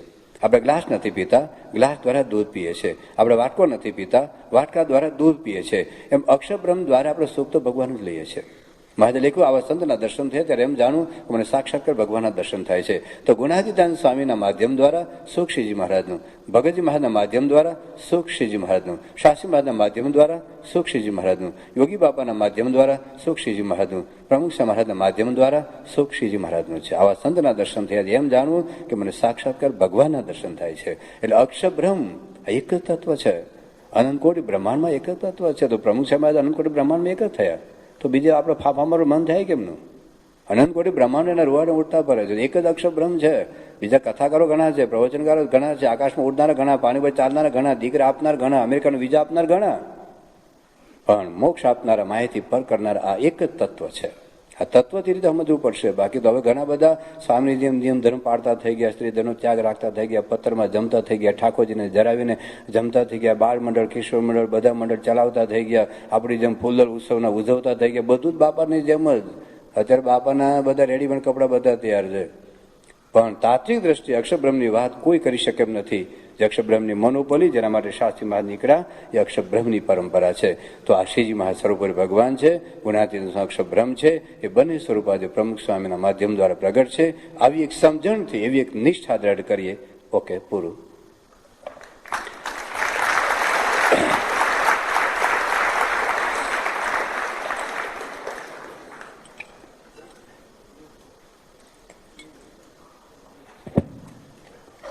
આવી એક સમજણ કે શ્રીજી મહારાજ સ્વરૂપ ભગવાન છે, ગુણાતીતાન સ્વામી અક્ષર બ્રહ્મ છે, અને પ્રમુખ સ્વામી મોક્ષ દ્વાર, એવી એક દ્રઢ મહારાજ દેખું. સ્વરૂપ નિષ્ઠા એટલે શું? કે ગમે સ્વરૂપ જ્ઞાન જુદું છે, નિષ્ઠા જુદી.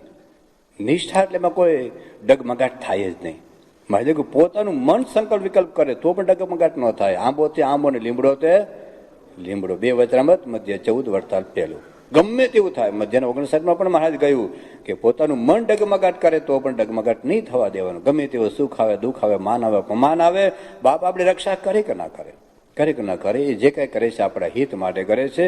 એ દાસના દુશ્મન હરી કેદી હોય નહીં. તો દુઃખોના ડુંગરો તૂટે, કદી આખો જગત રૂઠે, ગુરુજી નહીં ભૂલું તમને. હા, નહીં ભૂલું તમને. શું દુઃખ પડે ઘણી વખત? ખાલી અહીં ન બોલાવ્યા, ગાડી અમુક જગ્યાએ પાર્કિંગ ન કરવા, આવતા બંધ થઈ જાય. થોડુંક શું, ક્યાં દુઃખ છે જાજુ? સંસારમાં દુઃખ તો આવવાના. તન ધન જાતા, તન ધન જાતા, હરિજન હોય તે હરિભક્તિ થી નવ ચડે. ગમે તો દુઃખ આવે. જુઓ પ્રહલાદે પણ નવ છોડ્યું, નિજ તાજ તણુ સગ પણ તોડ્યું, દ્રઢ કરે મન સંગ મન જોડ્યું. તન ધન જાતા, તન ધન જાતા, હરિજન હોય તે હરિભક્તિ થી નવ ચડે. હરિજન થઈને હાણવરદ સુખ દુઃખ મન માનવ ધારી જાય. ટાળા નવ ટળે ઘટ સાધે ઘડિયા હિંમત નવ હારી જાય. થવાનું છે. જીવો વાસુદેવ દેવ કે બંધ રહ્યા, બહુ કાળે બંધન દૂર થયા. હરિપુત્ર તોયા માં દુઃખ સયા.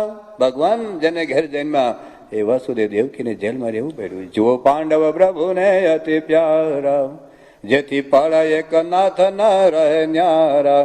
તે વન ભટક્યા લઈ સંગધારા. બધા ભક્તોને દુઃખ આવ્યા છે. નરસિંહ મહેતા મીરાબાઈ ને, દાદા ખાચર ને, પર્વતભાઈ ને બધાને દુઃખો આવ્યા છે, પણ એને ભક્તિ નથી છોડી, સત્સંગ નથી મૂક્યો. પતિવ્રતાની ભક્તિની દ્રઢતા.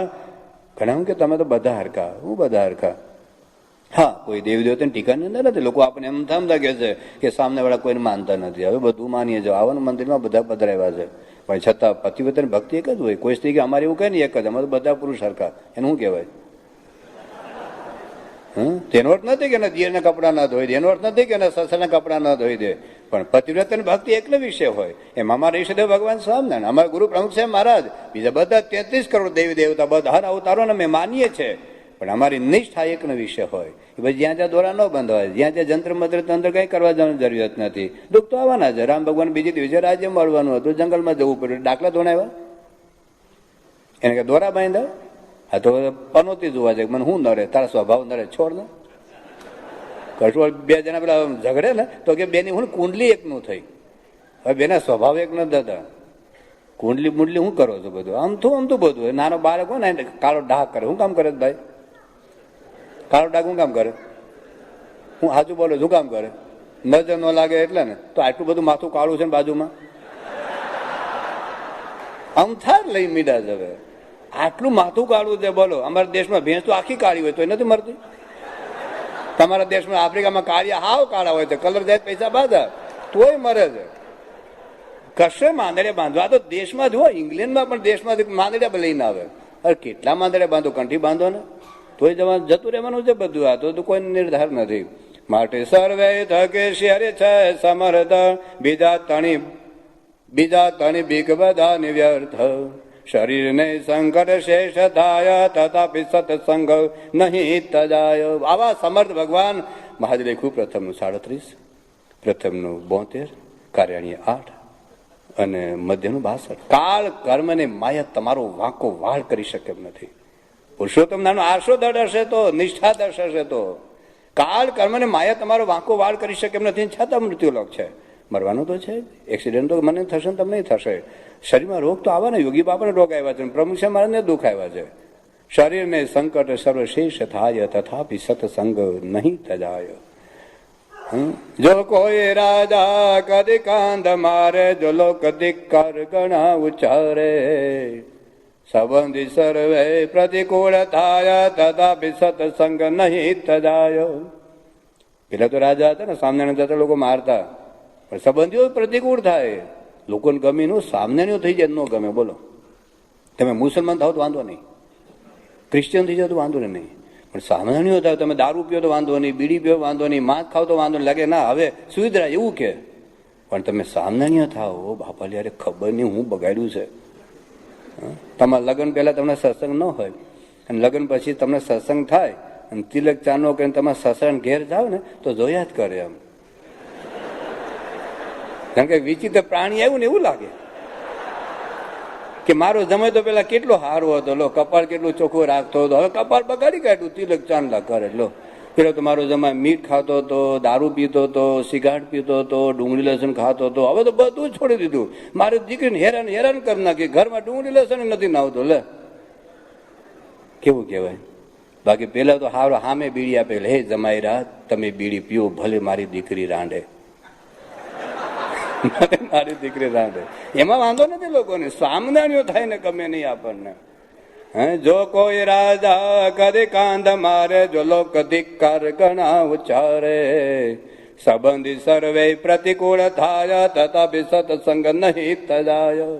થયા બધા. મીરાબાઈ ને ઝેરાપના કાલે વાત કરીને બાંગ્લાદેશ વાળા થોડા હતા. અને સાચું છે, અત્યારે તો કેવા હીરાઓ છે. લગ્ન જેની યારે કરે એને સત્સંગ, આ હીરો આવતો બંધ થઈ જાય. કે મારા વાઈફને ગમતું, તારા વાઈફને કશું નહીં ગમે. તારા વાઈફને ના આવે તો ના આવે, ભલે બેહી રહે ઘરમાં, પણ તમે તો આવો. તમારે તો પેઢીઓનો સત્સંગ છે. અરે એની યાર લગ્ન જ નહીં કરવા, પેલા શરત મૂકવાની, જેટલા લગ્ન બાકી હોય બધા કહી દઉં છું કે હું ઘર સભા કરવાનો, હું મંદિરમાં જવાનો, હું તિલક ચાલો કરવાનો, હું પૂજા પાઠ કરવાનો, હું ડુંગળી લસણ નથી ખાવાનો, તારી યાર ગરબા નાચો નથી આવો, તારે પોહાય તો લગ્ન કરીને બીજા ઘણા છે, જતી રહે. કરવું પડે બાપુ, નહીં તો નહીં થાય. તમારું જનરેશન ખલાસ થઈ જશે. ખલાસ થર્ડ જનરેશન જશે ક્યાં તમારું? તો એ વિચાર થોડુંક તો સુરીર થાવ યાર. તો કરવું પડે. એટલે મારા પત્ની ના પાડે છે તો ના જ પાડવાના છે ને. બધા ના પાડે, પપ્પાએ ના પાડશે ને પપ્પી ના પાડશે. ભજન બદન નવું, તમે ભણો, ડોક્ટર થાવ, એન્જિનિયર થાવ, વકીલ થાવ. અરે મારા દીકરાને ટાઈમ ન હોય, એને પરીક્ષા આપે છે ને, એટલે પરીક્ષા મહિનાની વાર હોય. 2 કલાક ટીવી જોવામાં પપ્પા મમ્મીને વાંધો નથી, અઠવાડિયે સભામાં વાંધો છે, ઘર સભામાં વાંધો છે, પૂજા કરવામાં વાંધો છે કે મારા દીકરાને છે ને સ્કૂલમાં જવાનું હોય ને એટલે નો પૂજા કરે. સ્કૂલમાં 8 વાગે જવાનું, તો સ્કૂલ માટે 8 વાગે ઉઠાડો છો, વહેલા 7 વાગે, તો પૂજા માટે 10 મિનિટ વહેલા ઉઠાડો. ખરેખર તમારા દીકરા દીકરી બગાડનાર તમે જ છો, ને તમે લાતો ખાવા માટે તમે લાયક જ છો. લાયક જ છો. કેટલા છોકરા છોકરીઓ તમારા જ મુસલમાનો પહેણાશે કે નહીં? પહેણાશે ને? તમારા દેશની વાત છે. કેટલા તમારા સત્સંગોના દીકરાઓ, પેઢીઓનો સત્સંગ, તમારા દીકરો ધોળીને લાવ્યો ને તમારી દીકરી ધોળિયાને ખેંચી લાવી. હાંજી આંખ નથી ઉઘડતી ને. સંતો રાત દાડો બરા પાડીને કહે છે કે ભાઈઓ થોડોક તો સમય કાઢો, 10 મિનિટ 15 મિનિટ તો ઘર સભા કરો. પણ નથી સમજાતું, ના જ પાડે. મારા મા બાપ જ ના પાડે. એટલે મને તો એવું લાગે કે એ ભલે લાતો ખાય, સમજાતું જ નથી. આટલા વર્ષોથી બાપાને સંતો બરા પાડે ને તમને દેખાય છે આ ક્યાં કોઈ કાલ્પનિક વાતો છે. આજુબાજુના તમારા કેટલા છોકરા છોકરીઓ આગા પાછા થયા છે, છતાં આપણી આંખો ઉઘડે છે? નથી ઉઘડતી. આપણે જ ના પાડીએ, લોકો ના પાડશે. પણ સત્સંગ રાખજો, જેટલા લગ્ન કરવાના બાકી વાળા સમજી રાખજો. માટે આ વિચાર કરવાનો છે. જેને જણાનો વ્યવહાર ખોટો, સત્સંગમાં માલ ગણો જ મોટો.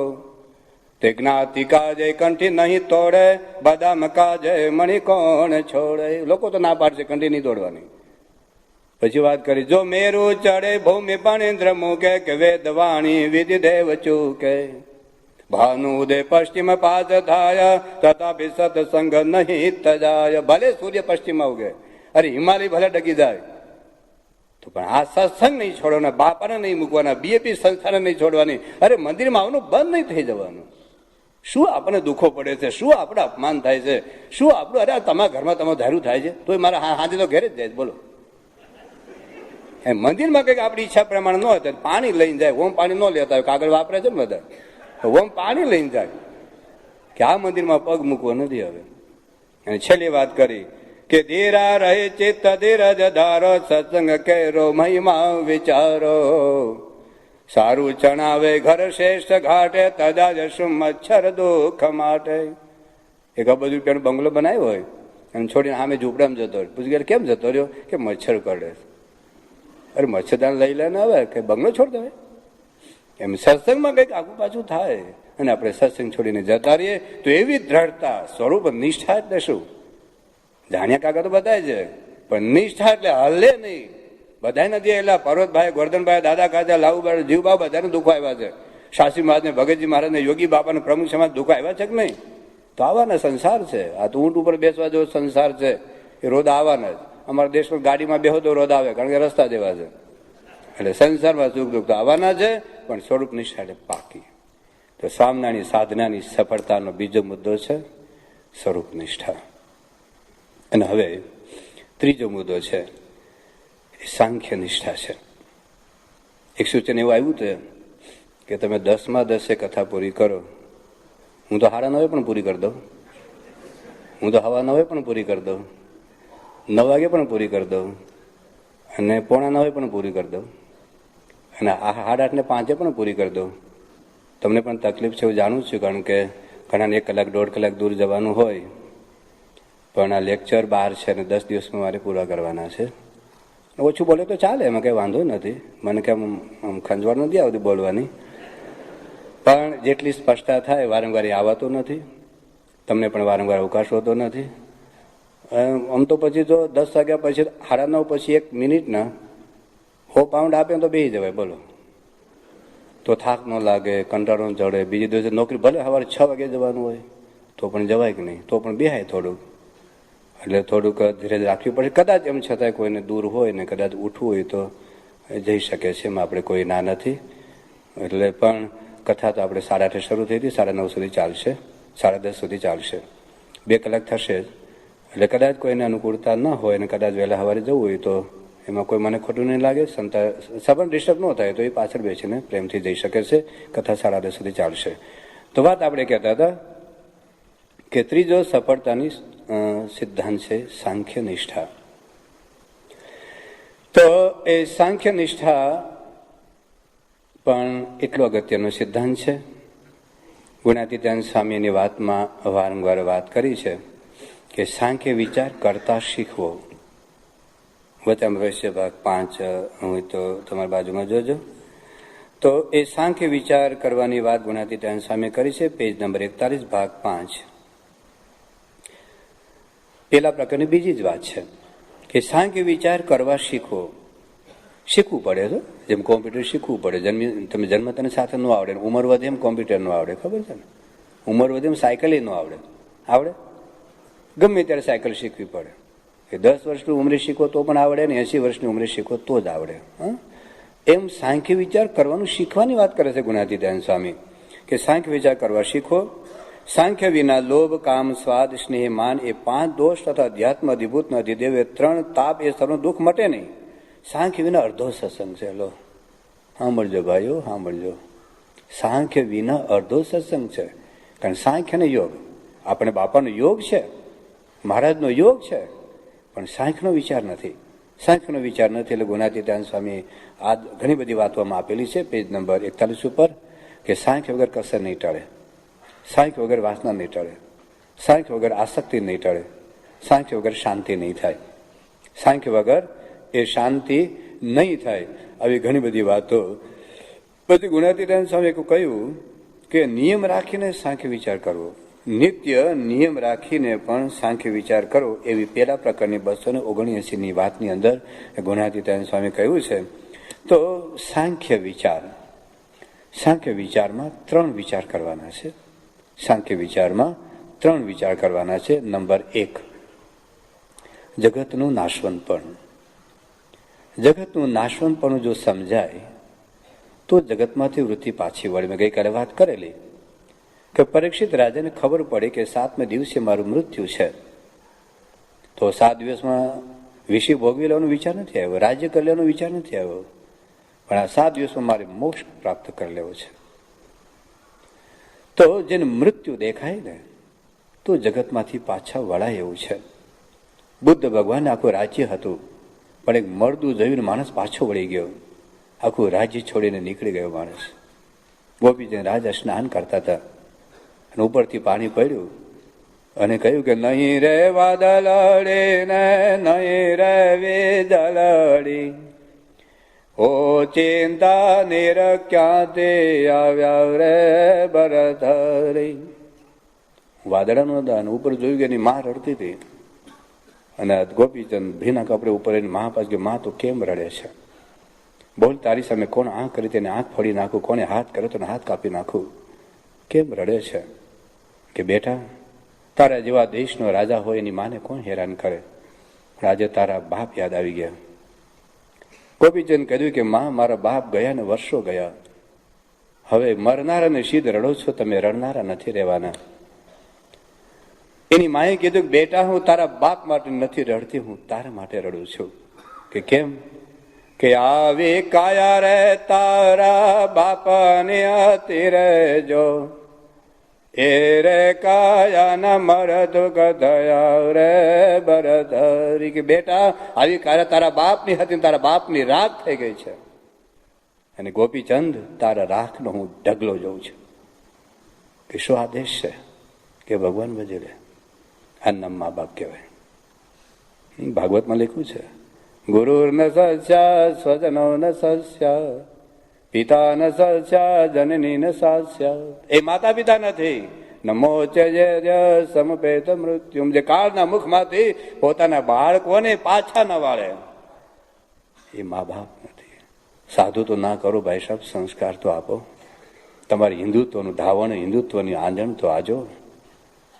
પણ હા મા બાપ કેવાનું તાત્પર્ય હતું કે કાળ દેખાય, ઇનકાર તો નક્કી છે, મરવાનું તો છે. જન્મ્યા ત્યાંથી જરૂર જાણો, મરવાનું જય માથે જે આવ્યા ત્યારે શું લાવ્યા ને શું લઈ જાવો સાધજી. મૂકીને જવાનું છે. ગુણાતીતાન સ્વામી કહ્યું ગઈકાલે આપણે વાત કરી કે જ્યાં ત્યાં અચાનક ઉચાળા ભરવાના છે. રાત દાડો પ્રયત્ન, અરે કેટલો પ્રયત્ન કે પોતાના બાળકો માટે 10 મિનિટ બેસવાનો સમય નથી આપણને. આપણને પાઉન્ડ ₹1 75, 1 અને એ જે તમને દેખાય છે એનું ભજન 2 જણા નોકરી કરે, છોકરાઓ બગડ્યા કરે છે. નથી આપણી સાથે 10 મિનિટ બેસવાનો સમય, નથી એની હિન્દુત્વની વાતો કરવાનો સમય. અમને ગઈકાલે પેલા ઘનશ્યામભાઈ વાત કરી, એમને એક અમેરિકાનો ક્રિશ્ચિયન બાઈ આવી અને પેલા બાનું ખખડાઈને અંદર બેઠા, બધું પૂછ્યું કે તમને ફ્રેન્ડશીપ આવે છે કે નહીં, આજુબાજુમાં તમે જે પાડોશી સાથે આપણે મિટિંગ કરીએ, ગોષ્ઠી કરીએ તો તમને કેવું લાગે, અને થોડી ડાઈ વાતો કરીને પછી કે તમે ઈશ્વર વિશે કંઈ જાણો છો કે ના, તમે કંઈ જાણવું છે તમને વિડીયો આપી જાઓ અને હું વિડીયો મોકલાવી દઉં. બીજી દિવસે વિડીયો મોકલાવી અને કાર્ડ આપ્યું, એમાં તો પાછું દીવો કર્યો છે, દીવો અંદર ક્રોસ, અને ગુજરાતીમાં લખ્યું છે અને તમે આ સભામાં આવશો તો તમને વેજીટેરિયન ફૂડ આપવામાં આવશે. શું લોકો કરે છે. અમે અમને ગયા હતા ઓસ્ટ્રેલિયા, ન્યુઝીલેન્ડ, 1000 ઘેર પધરામણ કરીને બધા. મારો પહેલો પ્રશ્ન હું આ પૂછું કે તમારે ત્યાં કોઈ બાઇબલ વાળા આવી ગયા કે સ્વામી 4-5 વખત આવી ગયા. બીજા લોકોને પોતાનો ક્રિશ્ચિયન, હિન્દુને ક્રિશ્ચિયન બનાવવાનો એ લોકોને ટાઈમ મળે છે? તમારા દીકરા દીકરીને હિન્દુ રાખવાનો ટાઈમ મળે છે? તમારા દીકરા દીકરીઓને હિન્દુ રાખવાનો તમને ટાઈમ મળે છે? શું કરશો પૈસા કમાઈને? પાઉને ભેગા કરીને હું જશો, તમારું 3rd જનરેશન એ તમારો અંત આવી જશે, હિન્દુત્વ નહીં રહે. વિચાર તો કરો. પૈસા મૂકીને જવાનું તો જ આ સાંખ્ય વિચાર એક વખત મૂકીને જવાનું છે.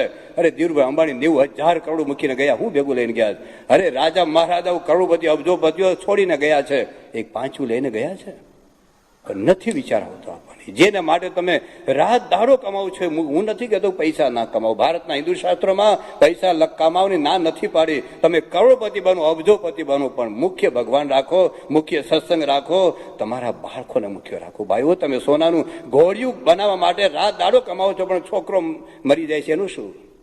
છોકરો બીમાર પડ્યો અને હાચવાનો ટાઈમ નથી, અને છોકરાને હિંચકાવવા માટે તમે સોનાના ઘોડિયા બનાવવા માટે તમે રાત દાડો કમાવો છો, સોનાના રમકડા બનાવવા માટે તમે રાત દાડો કમાવો છો, સોનાની દોરી બનાવવા માટે તમે રાત દાડો કમાવો છો, પણ છોકરો તાવથી તરફડે છે, એને હોસ્પિટલમાં તો લઈ જાઓ.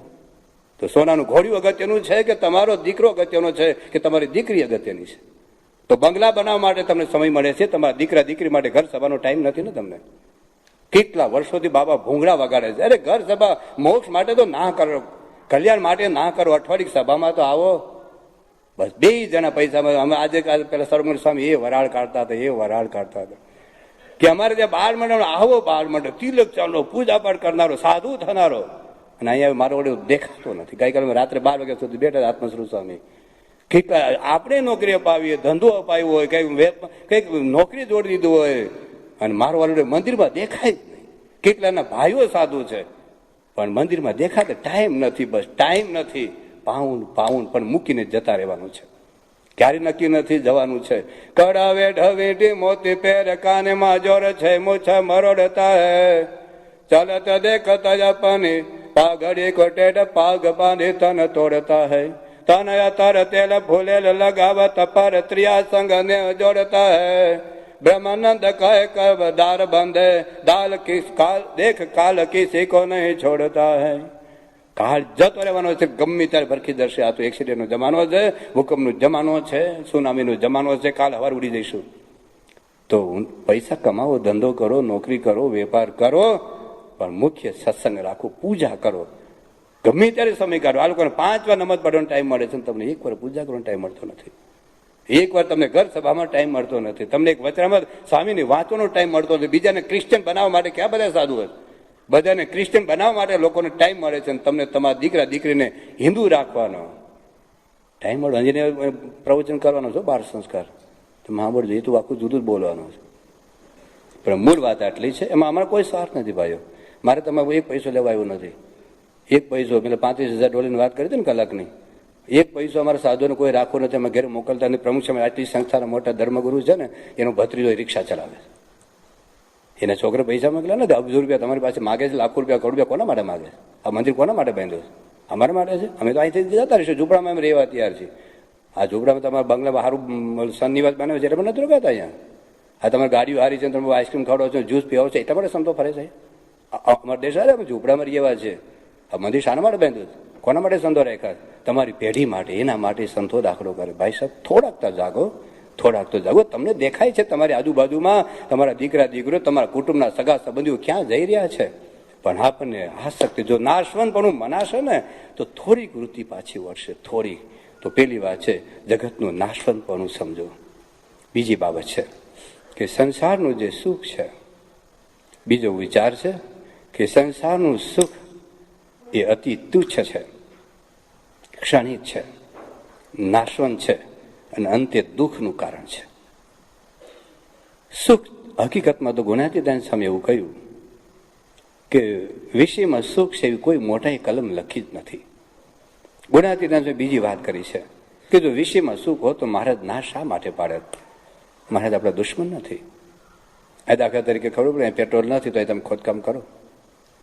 આપણા દેશમાં કૂવો ગાળતા હોય છે અને પાણી જોવાનું અમુક એક પ્રોસેસ હોય છે, અને ખબર પડે કે અહીં પાણી મળવાનું નથી તો ત્યાં કૂવો ગાળે તો છે જ નહીં. શું તમને ગમે એટલી ભૂખ લાગી હોય, ગમે એટલી 3 દિવસના ભૂખ્યા હો, પણ તમે જો પ્લાસ્ટિકના કેળું ખાઓ, સાચું બોલો છે, દેખાય કેળા જેવું જ. સફરજન કેળા આમ એક્ઝેક્ટ સફરજન લાગે, બોલો ભલે ભૂલા પડી જાય આપણે, પણ ગમે એટલી ભૂખ લાગે તમે પ્લાસ્ટિકનું કેળું ખાવ, કારણ ખબર છે એમાં સુખ જ નથી. જગતમાં સુખ નથી. ગુણાતીતાન સ્વામી વારંવાર વાત કરી છે. હવે કદાચ આપણને સુખ નથી એવું તો નહીં જ મનાય, કે આપણે સુખ આવવાનું છે. આઈસ્ક્રીમ ખાઈએ છીએ, સુખ આવે છે. પીઝા ખાઈએ છીએ, સુખ આવે છે. ટીવી જોઈએ છે, સુખ આવે છે. વિષય ભોગવીએ છીએ, સુખ આવે છે.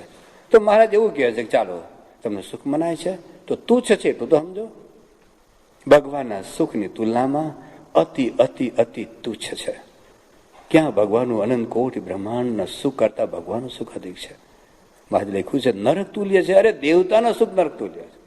દેવતાના સુખ નરક તુલ્ય છે. તમે જો કમ્પેરિઝન કરો ને, એટલા માટે તમે અહીંયા આવ્યા છો ઇંગ્લેન્ડમાં, એટલા માટે લોકો અમેરિકામાં જાય છે, કારણ કે ભારત કરતા વધારે રસ્તા સારા છે, વધુ સુવિધા સારી છે, મચ્છર નથી, ગંદકી નથી. 1/75 એટલે જ દોડ છોડીને આવ્યા છો ને.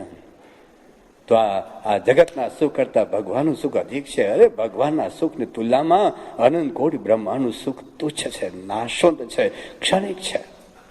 આઈસ્ક્રીમનું સુખ, આઈસ્ક્રીમ ભોગવો એટલી જ વાર આવવાનું છે. ટીવી જુઓ તો એટલી જ વાર સુખ આવવાનું છે. પિક્ચર જુઓ તો એટલી જ વાર સુખ આવવાનું છે. વિષય ભોગવો તો એટલી જ વાર સુખ આવવાનું છે. પછી નહીં યાદ આવે. તમે જોજો આઈસ્ક્રીમ તમે ખાધો, તમે તે બેઠા બેઠા યાદ કરો છો, બહુ મજા આવી તો આઈસ્ક્રીમમાં, કશું સુખ નહીં આવે, ક્ષણિક છે. મારે લખ્યું છે વર્તમાન 9માં 1000 વર્ષ સુધી સુખ ભોગવ્યું હશે, ભોગવશે એટલી જ વાર, પછી ન હશે. જ્યારે ભગવાનનું સુખ બાપા એમ એક્શન કર્યું હોય ને, એમ તમે જેટલી વાર યાદ કરો, જેટલી વાર સ્મૃતિ કરો ને એટલી વાર તમને આનંદ આવશે. તમે જોજો, પ્રયત્ન કરજો, કારણ કે એ સુખ શાશ્વત છે. તો ભગવાનની તુલનામાં એ સુખ અતિ તુચ્છ છે, અતિ ક્ષણિક છે. તો એ તુચ્છ છે, ક્ષણિક છે અને નાશવંત છે. સુખનું નાશવંત છે, એક વાત છે. અને અંતે દુઃખનું કારણ છે. ભલે અત્યારે ભોગવતા હોઈએ, સંસારનું સુખ ભોગવતા હોઈએ, પણ અંતે દુઃખનું કારણ છે. અમુક સુખ એવા છે કે જે આજ્ઞા બાદ લો ભોગવશો તો દુઃખ આવવાનું છે, તો નક્કી છે.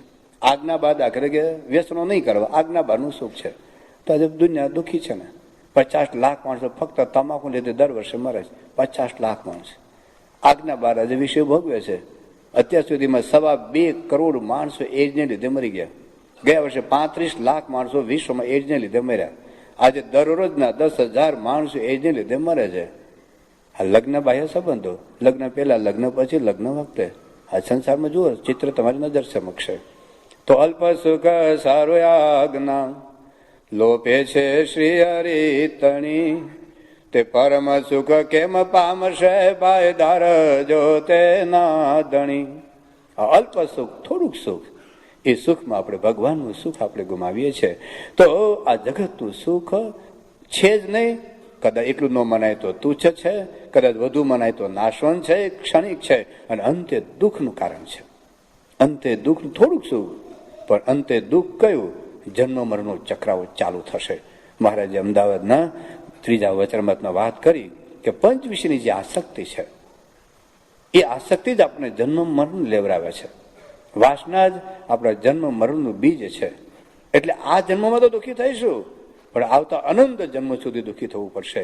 એટલા માટે આવો જો વિચાર હોય તો મહારાજે આ વાત કરી છે કે જો દુઃખ મને ને લોયાનું 10મું વચન વાંચજો, લોયા 10 અને વર્તનનું 17. શ્રીજી મહારાજ આ વાત કરી છે કે જેમ દૂધ પાક સારો હોય તો દૂધ સારું હોય, પણ એમાં કોઈ ઝેર નાખી દીધું હોય ને તો પછી આપણે નહીં પીએ. તો એક વખત જો તમને દુઃખ દેખાશે તો મહારાજ કહ્યું કે એમાં તમને ક્યાંય માલ નહીં મનાય.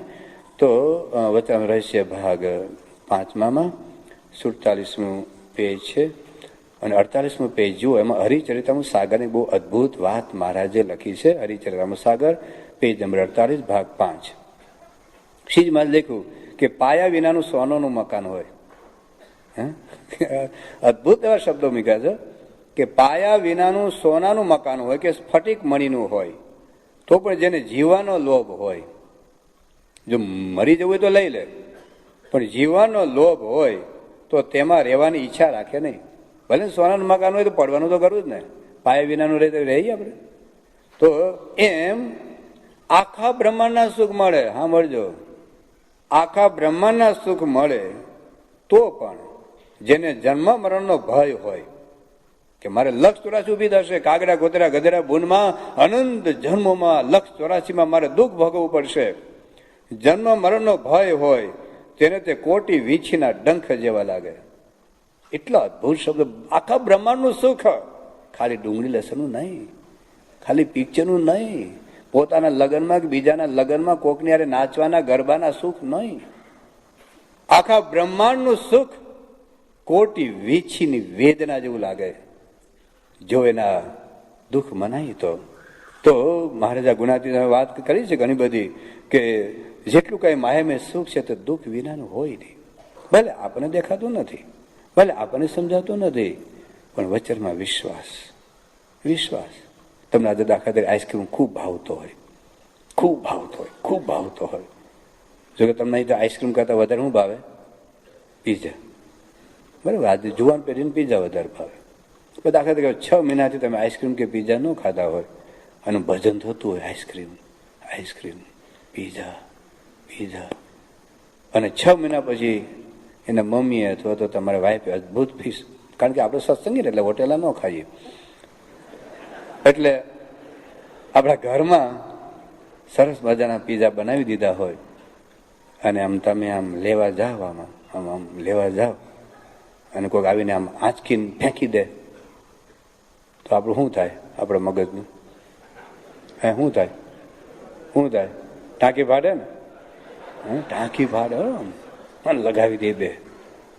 અને પછી પેલો એમ કે આ પીઝામાં અથવા આઈસ્ક્રીમમાં કોઈ પોટેશિયમ સાયનાઇડ નાખી દીધેલું, તો રાજી થાવ ને, દંડવત કરો ને, પગે લાગો ને, તમે ઘેર જમવા લઈ જાવ ને. શું કામ કે કા પોતાના લગ્ન બાકી છે ને કા દીકરાના લગ્ન બાકી છે, કેટલો આભાર માનો. હવે એ પોટેશિયમ સાયનાઇડનું ટીપું તમને દેખાતું નથી, એને લીધે પીઝા કે આઈસ્ક્રીમનું વજન બહુ વધી ગયું નથી, એનો સ્વાદ પણ બદલાઈ ગયો નથી, એનો રંગ પણ બદલાઈ ગયો નથી.